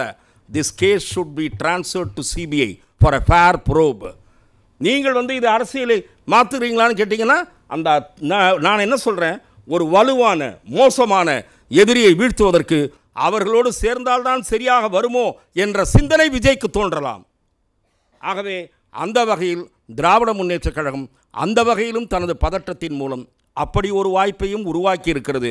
எப்படி பார்த்தாலும் விஜய் தரப்பில் நான் சொன்ன குறைபாடுகள், தவறுகள் கண்டனத்துக்குரியவை இருந்தாலும் முழு பொறுப்பு மாநில அரசாங்கத்தினுடைய மிஷினரியினுடைய ஃபெயிலியர் தான் என்று கூறி நிறைவு செய்கிறேன். வணக்கம். நன்றி திரு ரமேஷ் அவர்களே. அவருடைய நீண்ட அனுபவம், நிறைய ஆணித்தரமான கருத்துக்களை முன்வைத்திருக்கிறார். அரசாங்கத்தின் மீது நிறைய கேள்விகளை, பாயிண்டட் கொஸ்டின்ஸை எழுப்பி இருக்கின்றார். அதற்கு பதிலளிக்க திரு சூர்யா வெற்றிகொண்டான் அவர்களை அன்போடு அழைக்கின்றேன். கொஞ்சம் நிஜமாக கேள்வி கேட்டிருக்காரு, ரொம்ப பெரிய கேள்வியெல்லாம் கேட்டிருக்காரு. இவ்வளோ வன்மத்தோடையா பேசுறது? என்ன தலைப்பு? இவ்வளோ பேரை கூட்டிகிட்டு போய் ஒரு பெரிய நிகழ்ச்சி நடத்தி 1க்கு 4 இடத்துல நடத்தி அனுபவம் இல்லாத ஒரு தலைவர் அனுபவ ரீதியாக பயணம் பண்ணி ஒரு பெரிய அசம்பாவிதம் நடந்து விட்டது. அசம்பாவிதத்துக்கு பொறுப்பேற்று அந்த தலைவன் கூட்டிகிட்டு போன ஆள் வீட்டில் போய் பார்க்குறதுக்கு பதிலாக கும்பல்லேருந்து தப்பிச்சு போனால் போகிறோன்னு ஓடின தலைவன் யாருன்னு தெரியாமல், அது பின்னால் வந்த புருஸ்லி, ஜாக்கி ஜான், இது எல்லாம் ஆளை காணான்னு நீங்கள் கண்டுபிடிக்கிறத விட்டுட்டு பாதி சாமத்தில் இங்கேருந்து முதலமைச்சர் ஓடுறார். ஓடி போய் அந்த இடத்துல உட்காந்துருக்கார். நான் வந்துட்டேன் நீ கொடுன்னு. பொறுப்பு யாருக்கு? பொறுப்பு யாருக்குங்கிறது ஒரு பெரிய பிரச்சனை ஓடுதில்லை. நான் திரும்பி கேட்குறேன், உனக்கு பிடிக்காத அரசாங்கம் யாருக்கு? நடிகர் விஜய்க்கு பிடிக்காத ஒரு ஆட்சி, பிடிக்காத முதலமைச்சர், பிடிக்காத கட்சி. அப்போ நீங்கள் நேராக அங்கே வரீங்க, 50 நிர்வாகி வைக்கிறீங்க, அந்த ரோட்டை பார்க்குறீங்க, அடடா பிடிக்காத முதலமைச்சர், பிடிக்காத ஆட்சி, பிடிக்காத தலைவன், அவரை பற்றி தான் திட்ட போகிறோம், நம்மளை பழி வாங்கிறதுக்கு இவ்வளோ சின்ன ரோட்டில் இடம் ஒதுக்கியிருக்கான், இங்கே போனால் 10 பேர் செத்துருவான்டா, சாவரவெல்லாம் என் தொண்டை, இந்த இடத்துக்கு நான் வரமாட்டேன் அப்படின்னு சொல்கிற அடிப்படை அறிவு எங்கே போச்சு? இப்போ இந்த ரமேஷ் சார் சொல்லுவாரா, இவர் என்னவோ கரூர் கூட்டது புரியல, நீங்கள் அப்படி இடம் கொடுத்துருவீங்க, அவர் வரமாட்டேன்னு சொல்லணுமா? ஒரு நிமிஷம், நாங்கள் கொடுக்கலாம் மேடம். ஏன் இன்னொரு தாடி கை தட்டுக்கணும், எதிர்கட்சி தலைவரான எடப்பாடி பழனிசாமிக்கு அங்கே தான் இடம் கொடுத்தோம். அப்போனா எடப்பாடி பழனிசாமி கட்டுப்பாடற்ற கூட்டமா இல்லை அது கொள்கை கூட்டம் இல்லையா? அது என்ன கூட்டம் மேடம்? உண்மையே ஓப்பனாக மனசாட்சியோட பேசுவோம் சார். மொழிக்காக, தமிழ் மொழிக்காக செத்த கூட்டத்தை நான் பார்த்துருக்கேன். ஒரு நடிகை மூஞ்ச பார்க்க செத்த கூட்டம் முதல்ல நாட்டில் இதாயா? அது பெரிய அப்படியே கொள்கை கூட்டமா? உடனே அரசாங்கம் அரசாங்கம் அரசாங்கம். என்ன அரசாங்கம்? கொள்கைக்கான கூட்டமாக? அது அரசியல் பண்பும் அரசியல் நாகரிகமும் அரசியல் உடன்பாடு அங்கே இருக்கான்னு முதல்ல பாரு. 8 வயசு பிள்ளைய கூட்டிகிட்டு போய் நடு ரோட்டில் நிற்க வச்சு அவன் தப்பிச்சு வர்றதுக்கு வழி இல்லாமல் ரோட்டில் நிற்கிறான், தண்ணி பாட்டில் கொடுக்க ஆள் இல்லை. ஒரு போலீஸை சட்டையை பிடிச்சி கிழிப்பீங்க, உடனே காவல்துறை பாதுகாப்பு கொடுக்க தவறி விட்டது. மரணம் நடக்கக்கூடாதுன்னு ஒரு முதலமைச்சர் ராத்திரியோட ஓடினா நக்கல் நையாண்டி. ரசிங்க சார் ஒரு நடிகனை, வேண்டான்னு சொல்ல. ஆனால் அதுக்காக இப்படியா சார் அர்த்தம் இல்லாமல் போய் அடுத்த ராத்திரியில் சாவறது? அதை முதல்ல திருத்தறதுக்கு வழியை பார்ப்போம் சார். நான் திரும்பி கேட்குறேன், ஒரு ஆளுங்கட்சி திமுக மேலே பழி போடுறீங்க, திமுக இதற்கு காரணம். ஒரு கட்சி ஆட்சியில் இருக்குது, ஒரு முதலமைச்சர். அந்த முதலமைச்சர் கட்சியும் ஆட்சியும் இருக்கும்போது அந்த கட்சிக்காரன் தமிழ்நாட்டில் என்ன நடந்தாலும் முதலமைச்சரை தான் சொல்லுவீங்க. அப்படின்னு அடிப்படை அறிவு இருந்தால் நாங்களே ஆளை உள்ள அனுப்பி நாங்களே பிளேடு எடுத்து கிழித்து குத்தி எங்கள் முதலமைச்சருக்கு ஒரு கெட்ட பேரை உருவாக்குவோம். இதுக்கு ஒரு திமுக. இதனால தான் கட்சி கட்டுப்பாட்டை மீறி நடக்கிற அத்தனை பேரையும் கட்சியை விட்டு நீக்கிட்டு இருக்கோம். யார்? நாங்கள் நீக்கிக்கிட்டு இருக்கோம். சின்ன தப்பு பண்ணால் கூட அதெல்லாம் ஒரு புரிதலோடு பேசணும். அந்த புரிதல் அரசியல்வாதிகளுக்கு, பக்குவமான அரசியல்வாதிக்கு உண்டு.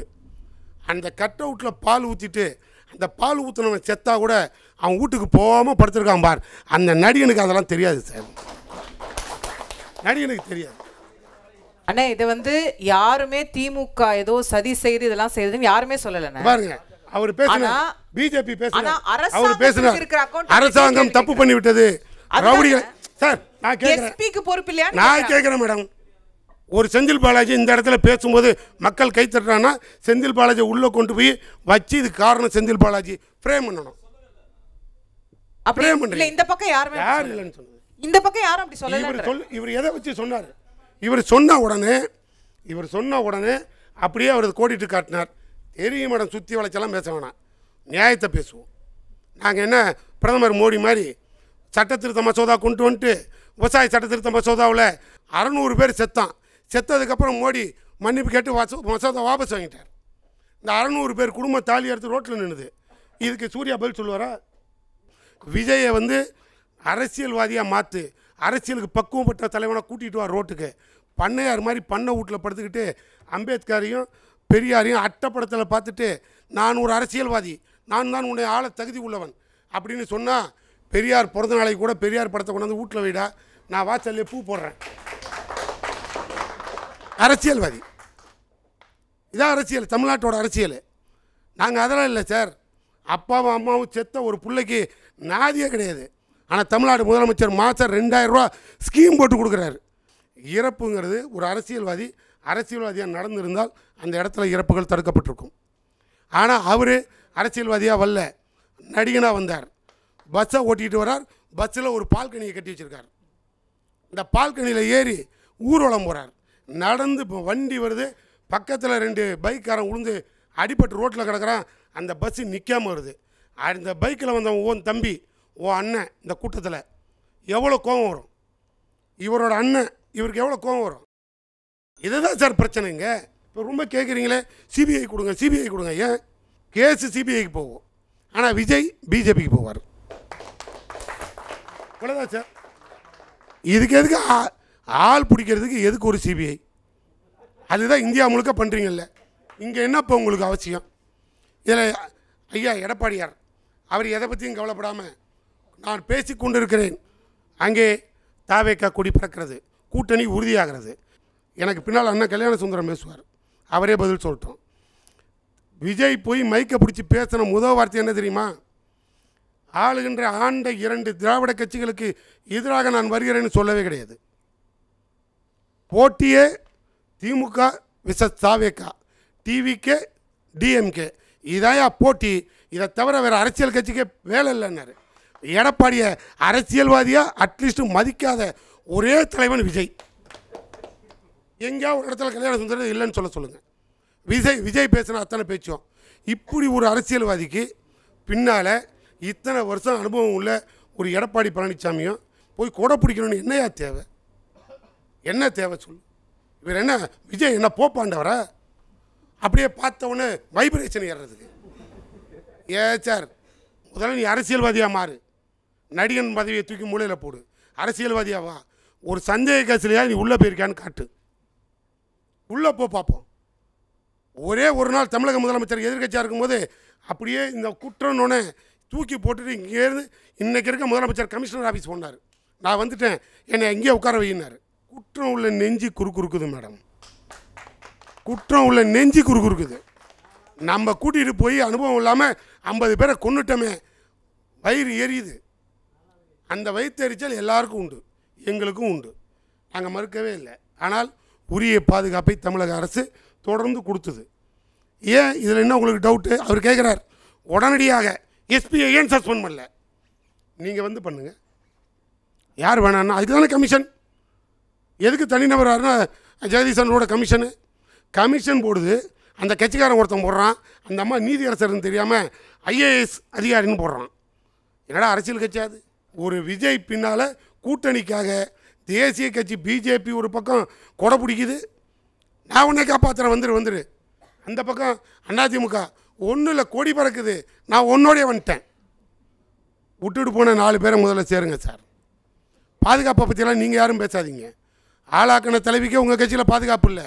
அரசாங்கம் அனைத்துக்கும் ரெடி. கமிஷன் போட்டோம். சுப்ரீம் கோர்ட்டு எஸ்ஐடி போட்டுருச்சு. இந்த 2 விசாரிக்கட்டும். யார் வேணாலும் இருக்கட்டும், யாரை வேணாலும் குற்றவாளி ஆகட்டும், ஃபேஸ் பண்ண நாங்கள் ரெடி, ஒத்துழைப்பு கொடுக்க நாங்கள் ரெடி. ஆனால் விஜய் ஒரு அரசியல்வாதியாக மாற்ற யார் ரெடி? அப்படி பக்குவம் உள்ள இந்த தலைவர்கள் எல்லாம் விஜய் ஒரு அரசியல்வாதியாக மதித்தால் விளைவு எதிர்காலத்தில் 4 உயிர் இல்லை சார். இன்னும் அவர் பயணம் ஆரம்பித்த தேதியே சரியில்லை சார். சனிக்கிழமை அன்னைக்கு தொடங்கினார் சார், 7.5 சனி சார். உடனே பகுத்தறிவாதியை பேசுகிறீங்க, அதையும் ஒத்துக்க. ஆரம்பமே 7.5 சனி சார். சனி பூனம் தனியாக போகாது சார், சனி பூனம் தனியாக போகாது. அதனால் தயவு செய்து அந்த அரசியல்வாதி பின்னால் இந்த நாட்டை திருப்பி விட்டு நாட்டை நாசமாக்கிடாதீங்க. அதனால் புரிஞ்சுக்கங்க, அந்த விஜய் கட்சியில் இருக்க தொண்டர்கள் புரிஞ்சுக்க, அங்கே வந்தது ரசிகர் கூட்டம், கொள்கை கூட்டம் அல்ல. கொள்கைக்கு வந்திருந்தால் எவனும் செத்துருக்க மாட்டான். தமிழக முதலமைச்சர் அறிவித்த அத்தனை திட்டத்துக்கும் கூட்டம் வருது, ஆனால் யாரும் சாவலை. இதே எதிர்க்கட்சி தலைவர் பழனிசாமி அவர் வர்ற கூட்டத்துக்கு கூட்டம் வருது, சாவலை. ஆனால் கொள்கை கேட்குறான், திரும்பி போகிறான், பக்கத்தில் இருக்கவனை பாதுகாக்கிறான். இங்கே அப்படி கிடையாது. மூஞ்ச பார்க்க வந்த கூட்டம். 4 நாள் துணிச்சல் இருந்தால் விஜய் கும்பகோணத்துக்கு 4 தாட்டி போக சொல்லு. 5வது தாட்டி 40 பேர் கூட நின்னான்னா நான் அரசியலை விட்டே போக ரெடியாக இருக்கும். பண்ணையார் மாதிரி வீட்டுக்குள்ளே பதுங்கி படுத்திருந்தா எவனோ ஒரு நடிகன் அப்படி சுட்டான், இப்படி சுட்டான், இப்படி பிடிச்சான், அப்படி அமுக்குனான். அதனால் நம்மளும் ஒரு தாட்டி பார்த்துருவோன்னு இந்த அப்பாவி மக்கள் முகத்தை பார்க்குறதுக்காக உயிர் விட்ட மக்களுக்கு இரங்கலை தெரிவிக்கிறேன். இனி இதை மாதிரி ஒரு சம்பவம் நடக்காமல் விஜய் போன்ற நீங்கள் சொன்ன நடிகரெல்லாம் முதல்ல அரசியல் மாதிரி ஒரு பாடத்தை எடுத்துக்கிட்டு அங்கே பயிற்சி எடுத்துக்கிட்டு கவுன்சிலராக முதல்ல ஜெயிச்சு வாங்க, அப்புறமா சிஎம் ஆகிறத பற்றி முயற்சி பண்ணுவோம். விடைபெறுகிறேன். நன்றி, வணக்கம். நன்றி அண்ணன் சூர்யா அவர்களே. அரசியல் ரீதியாக நிறைய விஷயங்களை சொல்லியிருக்கிறாரு, சவால் விட்டுருக்காரு. முதல்ல கவுன்சிலர் அவங்க, அப்புறம் பார்ப்போம் மற்ற விஷயங்களை அப்படின்னு. நிறைவாக எதிரணியிலிருந்து தன்னுடைய கருத்துக்களை பதிவு செய்ய வருகின்றார் அண்ணா திராவிட முன்னேற்ற கழகத்தின் சார்பில் பேராசிரியர் கல்யாண சுந்தரம். இந்த கரூரில் நடைபெற்று இருக்கிற துயரத்திற்கு காரணம் யார் என்பது தலைப்பு. இங்கே யாரும் யாரையும் தலைவராக ஏற்றுக்கொள்வதற்கான தேர்வுகளோ சான்றிதழ் கேட்கிற நிகழ்வோ நடைபெறவில்லை. இவர் தலைவர், இவருக்கு தலைவருக்கான தகுதி இருக்கிறது, இவருக்கு தலைவருக்கான தகுதி இல்லை, இவர் இப்படியெல்லாம் தன்னை மாற்றிக்கொண்டால் தலைவராகலாம் என்கிற உங்களுடைய அறிவுரைகள் எதுவும் இன்றைக்கு பேசுபொருள் அல்ல. இங்கே விஜய் அவர்களுக்கோ அல்லது வேறு யாருக்கோ தலைமை பண்பை குறித்து பாடம் நடத்துகிறவர்கள் யாரை தலைவராக ஏற்றிருக்கிறார்களோ அவர்களையெல்லாம் விஜய் அளவுக்கான தகுதி கொண்டவர்கள் கூட அல்ல என்கிற கருத்து எங்களுக்கும் உண்டு. அதை பேசுகிற மேடை இது அல்ல. அது அவனவன் கருத்து. ஒருவருக்கு ஒரு தலைவனை பிடிக்கும், இன்னொருவருக்கு இன்னொரு தலைவரை பிடிக்காது. ஒருவருக்கு ஒரு ஆளுமை இருக்கும், அவர் கற்பார், கற்றுக்கொண்டு வருவார். இல்லை கற்றுக்கொள்ளவில்லை என்றால் காலம் தூக்கி வீசிவிடும். இப்போ எங்களுடைய பொதுச் செயலாளர் சொல்லிவிட்டார், கொடி பறக்கிறது, கொடி பறத்தை பார்த்தவுடன் கூட்டணி தயாராகிறது என்று சொல்லிவிட்டார் என்றெல்லாம் பேசுகிறார்கள். ரொம்ப கவலைப்படுகிறார்கள், எல்லாரும் பேசுகிறார்கள். நான் கேட்கிறேன், அண்ணன் தனியரசு அவர்கள் கூட சொன்னார், நான் கேட்கிறேன், இன்றைக்கு காலையிலே மரியாதைக்குரிய துணை முதலமைச்சர் உதயநிதி கட்டாயம் கை எங்களை விட்டு போய்விடாது, நம்பிக்கை இருக்கிறது என்றாரே, அதிலே ஒரு கை நடுக்கம் தெரிகிறதே. என்னது எங்கே இருந்து வருகிறது? இங்கே நம்ம இதில் மரியாதைக்குரிய துக்ளக்கினுடைய ஆசிரியர் குருமூர்த்தி அவர்கள், அவரிடம் விஜய் தரப்பினர் போய் பேசிவிட்டார்கள், பேச்சுவார்த்தை நடத்திவிட்டார்கள் என்று ஒரு ஊடகம் செய்தி போட்டோம்.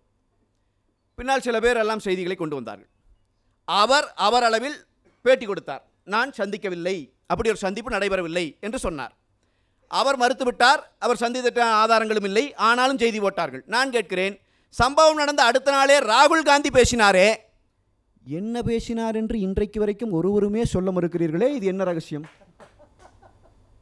அண்ணர்கள் எல்லாம் சொல்லுகிற தலைமைக்கே தகுதியில்லாத நபரோடு உங்களுக்கு என்னையா பேச்சுவார்த்தை? நீங்கள் இண்டி கூட்டணியை சார்ந்தவர்கள், நீங்கள் முதலமைச்சரை கூப்பிட்டு பேச வேண்டியவர்கள், நீங்கள் ஏன் பேசினீர்கள்? அன்றைக்கு ராகுல் காந்தி பேசியதற்கும் இன்றைக்கு கை நடுங்குவதற்கும் இடையே தொடர்பு இருக்கிறதா என்கிற நியாயமான சந்தேகம் எங்களுக்கும் வரும் இல்லையா? எல்லாருக்கும் அரசியல் கட்சியில வேலை செய்கிறவர்களுக்கு தெரியும், பொதுமக்களுக்கு தெரியாமல் இருக்கலாம். ஆனால் நாங்கள் கொண்டு போய் ஒரு அனுமதியை எழுதி கொடுக்கிற போது காவல் நிலையத்திலே எவ்வளவு பேர் வருவார்கள் என்பதை நாங்கள் சொன்ன பிறகு தனித்தனியாக ஒவ்வொரு நகர செயலாளரை, ஒவ்வொரு பகுதி செயலாளரை, ஒவ்வொரு கிளை செயலாளர் வரைக்கும் ஐஎஸ் தொடர்பு கொள்வார், உளவுத்துறை அதிகாரி தொடர்பு கொள்வார். சார் எத்தனை வண்டி வருது, சார் எத்தனை பேர் போகிறீங்க, நாங்கள் சொல்கிற கணக்கை மட்டும் எடுத்துக்க மாட்டார். டோல்கேட்டில் ஆள் நிற்கும் உளவுத்துறைக்கு, டோல்கேட்டில் இந்த டோல்கேட்டில் இத்தனை வண்டி கிராஸ் ஆகிருக்குது சார், ஸோ இவ்வளவு கூட்டம் வரப்போகிறது. இதை கொடுக்கிற வேலை தான் உளவுத்துறையின் வேலை. உளவுத்துறை இந்த ரிப்போர்ட் கொடுத்து காவல்துறை பாதுகாப்பு கொடுக்க வேண்டும் என்பதற்காகத்தான் அனுமதியே கேட்கப்படுகிறது. அதுதான் பேசிக். அப்போ காவல்துறையினுடைய வேலை என்ன? நாம் காவல்துறையிடம் கொடுத்துட்டோம். இன்னைக்கு என்ன பதில் சொல்கிறாங்க? 10,000 பேர் வருவார் என்று சொன்னார்கள். ரைட்டு. ஒருவேளை விஜய் 2 இடங்களை கேட்டார், அதிலே ஒன்றை தானே கொடுக்க முடியும், அதிலே ஒன்றை கொடுத்தோம், அதிலே நடந்துவிட்டது என்று இவர்கள் வாதிடுவார்கள் என்றால், அந்த 2 இடங்களிலும் நாம் கொடுத்தால் இந்த மாதிரி அசம்பாவிதம் ஏற்பட வாய்ப்பு இருக்கிறது என்று உளவுத்துறை கணித்திருக்க வேண்டும். கணித்திருந்தால் 2 இடங்களையும் ரத்து பண்ணுகிற வாய்ப்பு காவல்துறைக்கு உண்டு. ஏன் நாம் அதை யாருமே பேச மாட்டேங்கிறோம்? விஜய் நேரம் கழிச்சு வந்தார். விஜய்க்கு கொடுக்கப்பட்ட நேரம் என்ன சொல்லுங்க? அனுமதி நேரம் என்ன? 3 to 10. 3 to 10 அனுமதி நேரம் கொடுத்தது யார்? காவல்துறை. நீங்க ஏன் 12 மணிக்கு அறிவிச்சீங்கன்னு கேட்குறாங்க. நான் வர்றேன். 3லிருந்து 10 வரைக்கும் அனுமதி கொடுத்தாச்சா? இந்த அனுமதி கொடுத்த இந்த நேரத்திற்குள் விஜய் 2:59க்கு வந்து கலவரம் செய்திருந்தால் விஜய் குற்றவாளி. 10:01க்கு வந்து கலவரம் செய்திருந்தால் குற்றவாளி. 3லிருந்து 10 வரைக்கும் முழுமையான நேரமும் பாதுகாப்பு கொடுக்கிறேன் என்று காவல்துறை உத்தரவு கொடுத்திருக்கிறது. அப்புறம் தாமதமாக வந்தார்னா அப்ப முதல் நாளே என்ன நரேட்டிவ் செட் பண்றீங்க? அவர் லேட்டா வந்தார். அவர் லேட்டா வந்திருந்தாலும் பாதுகாக்க வேண்டிய பொறுப்பு உங்களுக்கு இருக்கிறது என்பதையும் சேர்த்தே நான் சொல்லுகிறேன். அவர் தவறாக எண்ணிக்கை கொடுத்தார். அவர் கொடுத்த எண்ணிக்கையை ஏற்றுக்கொண்டு பாதுகாப்பு போடுவதென்றால் உளவுத்துறையின் வேலை என்ன என்கிற கேள்வியை நான் முன்வைக்கிறேன்.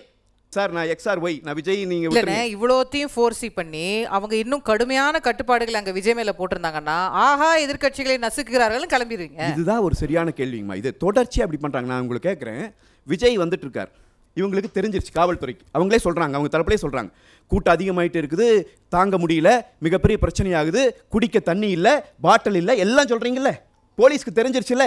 விஜய் உள்ளே வந்தால் இந்த இடத்துல பெரிய அளவில் பிரச்சனையாகும் தெரிஞ்சிருச்சுல்ல. நாம் என்ன வெளிப்படையாக கேட்குறோம், நாமக்கல்லிருந்து கரூர் வருகிற சாலையிலே விஜயை நிறுத்தி கைது செய்வதிலே உங்களுக்கு என்ன பிரச்சனை? நீங்க என்ன பதில் சொல்றீங்க அதுக்கு? நாங்கள் கைது செய்து கூட்டம் நடக்கலைன்னா திமுக பயந்துருச்சு, அரசாங்கம் விஜயை பார்த்து பயந்துருச்சுன்னு விமர்சிப்பீங்க. அந்த விமர்சனத்திலிருந்து திமுகவை காப்பாற்றுவது காவல்துறையின் வேலை அல்ல. அவங்க மேல விமர்சனம் வந்தா வரட்டும், ஆளுங்கட்சி ஆக்கிற மேல விமர்சனம் வரக்கூடாதா? நீ ஆளுங்கட்சி மேல விமர்சனம் வரக்கூடாது என்பதற்காக அவரை அலோ பண்ணி இங்கே உயிர்களை போக வைத்திருக்கிறாய் என்றால் நான் குற்றம் சாட்டுகிறேன். முதல் குற்றவாளி இந்த அரசாங்கம், இந்த காவல்துறை, இந்த உளவுத்துறை. சும்மா மறுபடி செத்து பணமா விழுந்த பிறகு இன்னும் என்னென்ன நெரேட்டிவ் செட் பண்ணிட்டு இருக்கீங்க? முதல் நாள்ல தொடங்கினதுல இருந்து இப்ப வரைக்கும் அவங்க கட்சிக்கார ஓடி போயிட்டான் சார். நான் அவங்களை இப்போ மோட்டிவேட் பண்ணல, அவன் ஓடக்கூடாது, அவன் நானா இருந்திருந்தா களத்தில் இருந்திருப்பேன். எங்க பொதுச் செயலாளர் இருந்திருந்தாரு, தெருவுக்கு போயிருப்பார். ஆமாம் சத்தியம், நாங்கள் அந்த மக்களோடு தான் நின்றுப்போம். இப்படி ஒரு துயரம் நடந்தால் விட்டு போகல. ஆனால் அவர் விட்டு ஓடியதுதான் இந்த குற்றம் நடைபெற்றதுக்கான காரணமா? கேள்வி எது, உங்கள் பதில் எது? அப்படின்னா நீங்க இதை டைவர்ட் பண்ண விரும்புறீங்க. இப்போ எனக்கு முன்னாடி என்ன தனியரசு அவர்கள் பேசுகிற போது ஐயா துக்ளக் ரமேஷ் ஐயா சொல்லியே பேசினாங்க, பாட்டிலுக்கு 10 ரூபான்னு பாடினது உண்மை, 10 ரூபா பாலாஜின்னு பாடலை. அண்ணன் தான் அதை சொல்கிறார், அண்ணன் தான் சொல்கிறார். அந்த பாட்டை பாருங்க, பாடலை. முன்னாடி பேசின அண்ணனும் சொல்கிறார், தனியரசு எப்படி பேசினாரு, அந்த சந்தேகத்தை நீங்கள் உருவாக்கி விட்டீங்கல்லங்கிறாரு. நாங்கள் யாரும் உருவாக்கல. செருப்பு வீசி நாங்கள் விஜயனுடைய கவனத்தை திருப்பணும்னு முதல் நாள் சொன்னபோது சிரித்த தமிழக மக்கள் அதை 7வது நாளில் நாம் பேசுகிற போது ஒருவேளை இருக்குமோன்னு சிந்திக்க வச்சுட்டீங்களே சார். எவ்வளவு பெரிய மோசடி சார் இது, எவ்வளோ பெரிய மோசடி சார். உங்கள் கையில் இருக்கிற அந்த உங்களுடைய வலிமையை பயன்படுத்தி நீங்கள் என்ன வேணாலும் செய்வீங்களா சார் தமிழ்நாட்டில்? எனக்கு அண்ணன் கேட்டாங்க, சிபிஐ விசாரணையில் உங்களுக்கு என்ன பிரச்சனை? பயங்கரமாக பதில் சொல்கிறார் அண்ணன். சிபிஐனா விஜய் அங்கே போயிடுவார், அப்போ தமிழ்நாடு போலீஸ்னா செந்தில் பாலாஜி இங்கே போயிடுவார். யாரை வச்சுங்க விசாரிக்கிறது? சிபிஐங்கிறது ஒரு அரசினுடைய அமைப்பு. அதை உங்கள் விருப்பத்துக்கு நீங்கள் கொச்சைப்படுத்திட்டு இருக்க முடியாது. சிபிசிஐடி கிட்ட நம்ம வேங்கைவேல் பிரச்சனையை கொடுத்தோம். 2.5 வருஷம் கழிச்சு குற்றப்பத்திரிக்கை தாக்கல் பண்ணாங்க. சிபிசிஐடியை கழிச்சு விட்டுலாமா? 2.5 வருஷமா என்ன பண்ணிட்டு இருந்தீங்க? இந்த அமைப்பே மோசன்றோமா? சிபிஐ நடத்தின வழக்குகளில் சில வழக்குகளில் உங்களுக்கு பிரச்சனை இருந்துச்சுன்னா அதை குறிப்பிட்டு காட்டுங்க. நாங்கள் ஏன் சிபிஐ கேட்கிறோம் என்பதை தெளிவுபடுத்துகிறேன். நாம் இப்போ 2 அணியாக ஏன் உட்காந்துருக்கோம்? குற்றச்சாட்டு யார் மேலேங்கிற போது 2 பேர்த்து மேலேங்கிற கருத்து வந்துருச்சு. அதனால தான் தந்தி டிவி 2 டீமை போட்டு வேலை செய்யுது இல்லைங்களா? ஒரு குற்றச்சாட்டு யார் மேலே? நாம் வைப்பது அரசின் மேலே, அவர்கள் வைப்பது விஜய் மேலே. இதுதானே? 2 தரப்புக்கும் வந்த பிறகு பிரச்சனைக்கு உரியவர்களே விசாரித்து எப்படி முடிவு செய்யலாம்? யார் மீது குற்றச்சாட்டு இருக்கிறதோ அவர்களே விசாரிக்கலாமா? அதனால தான் நாங்கள் கேட்குறோம், குற்றச்சாட்டு ஆளுங்கட்சியின் மீது வந்த பிறகு இந்த விசாரணை அறப்படி நடப்பதற்கு சிபிஐ இன்னொரு 3rd ஏஜென்சி ஒன்று வேணும், அவங்க வந்து விசாரிக்கட்டும் என்று கேட்கிறோம். இதில் என்ன பிழை? அப்போ நீதிமன்றத்துக்கு போனால் நீதிமன்றம் சொல்லுது இட் இஸ் டூ ஏர்லி, அப்படி தான் சொல்லியிருக்கு. இப்போதைக்கு முடிவு பண்ண முடியல. இப்போ நாங்கள் ரொம்ப நாங்கள் கேட்குறது, ஆமாம் நான் ஏற்கிறேன், நீதியரசர் சொன்னதை ஏற்கிறேன். நீதிபதிக்கு நீதிமன்றத்திற்கு இது டூ ஏர்லி, ஆனால் முதலமைச்சருக்கு இட் இஸ் டூ லேட். அவர் கொடுத்திருக்க வேண்டும் சிபிஐக்கு விசாரணை. அதைத்தானே எதிர்பார்க்குறோம். அண்ணன் சொன்னார், எடப்பாடி பழனிசாமி அவர்களை விஜய் ஒரு தலைவராகவே நினைக்கவில்லை. நாங்கள் என்ன சொல்கிறோம்? இந்த மாதிரி கருத்துக்களை எல்லாம் அதிமுக நாங்கள் அதை சொல்ல விரும்பல, ஒரு தூசாக கூட நாங்கள் மதிப்பதில்லை. விஜய் சொன்னது உண்மை. சண்டை டிவிகேவுக்கும் டிஎம்கேவுக்கும் தான், போட்டி 2 பேத்துக்கும் தான் சொன்னார். அன்றைக்கே நாங்கள் சொன்னோம், ஆமாம் 2ஆம் இடத்திற்கான போட்டி அவங்க 2 பேத்துக்கு தான். நாங்கள் ஏங்க கவலைப்படணும்? ஏங்க அண்ணா திராவிட முன்னேற்ற கழகம் 26 ஆட்சி அமைச்சாச்சு. இன்னைக்கு இவங்க கேட்குறாங்க, விஜய் வந்து அவர் வந்து தான் உங்களை ஆட்சி கட்டிலுக்கு கொண்டு போக வேண்டுமா, அவர் பின்னால் போகிறீர்களே. நாங்களா அந்த இப்போ நாங்கள் என்ன சொன்னோம்னா, திமுகவை இந்த மண்ணிலே இருந்து அவருடைய ஆட்சியை அப்புறப்படுத்த வேண்டும். அதற்கு தமிழ்நாட்டை பாதுகாப்பதற்கு திமுக எதிர்ப்பு சிந்தனை உள்ள எல்லாரும் ஓரணியில் திரள வேண்டும் என்கிற முழக்கத்தை நாங்கள் முன்வைத்தோம். உண்மையில் திமுகவை எதிர்க்கிறவர்கள் என்பதை சொல்லி சொன்னோம். விஜய் திமுகவை எதிர்க்கிறேன்னு சொன்னார், விஜய் எங்களையும் எதிர்த்து நின்னார். இப்போ உண்மையிலேயே திமுக அப்புறப்படுத்தப்பட வேண்டிய சக்தி தான் என்பது விஜய்க்கு புரிந்திருக்கலாம். விஜய் வரலினா திமுக அப்பொழுதும் வீழ்த்துவோம். நேற்று எங்கள் பொதுச்செயலாளர் குறிப்பிட்டு சொன்னது, கொடி பறக்குது.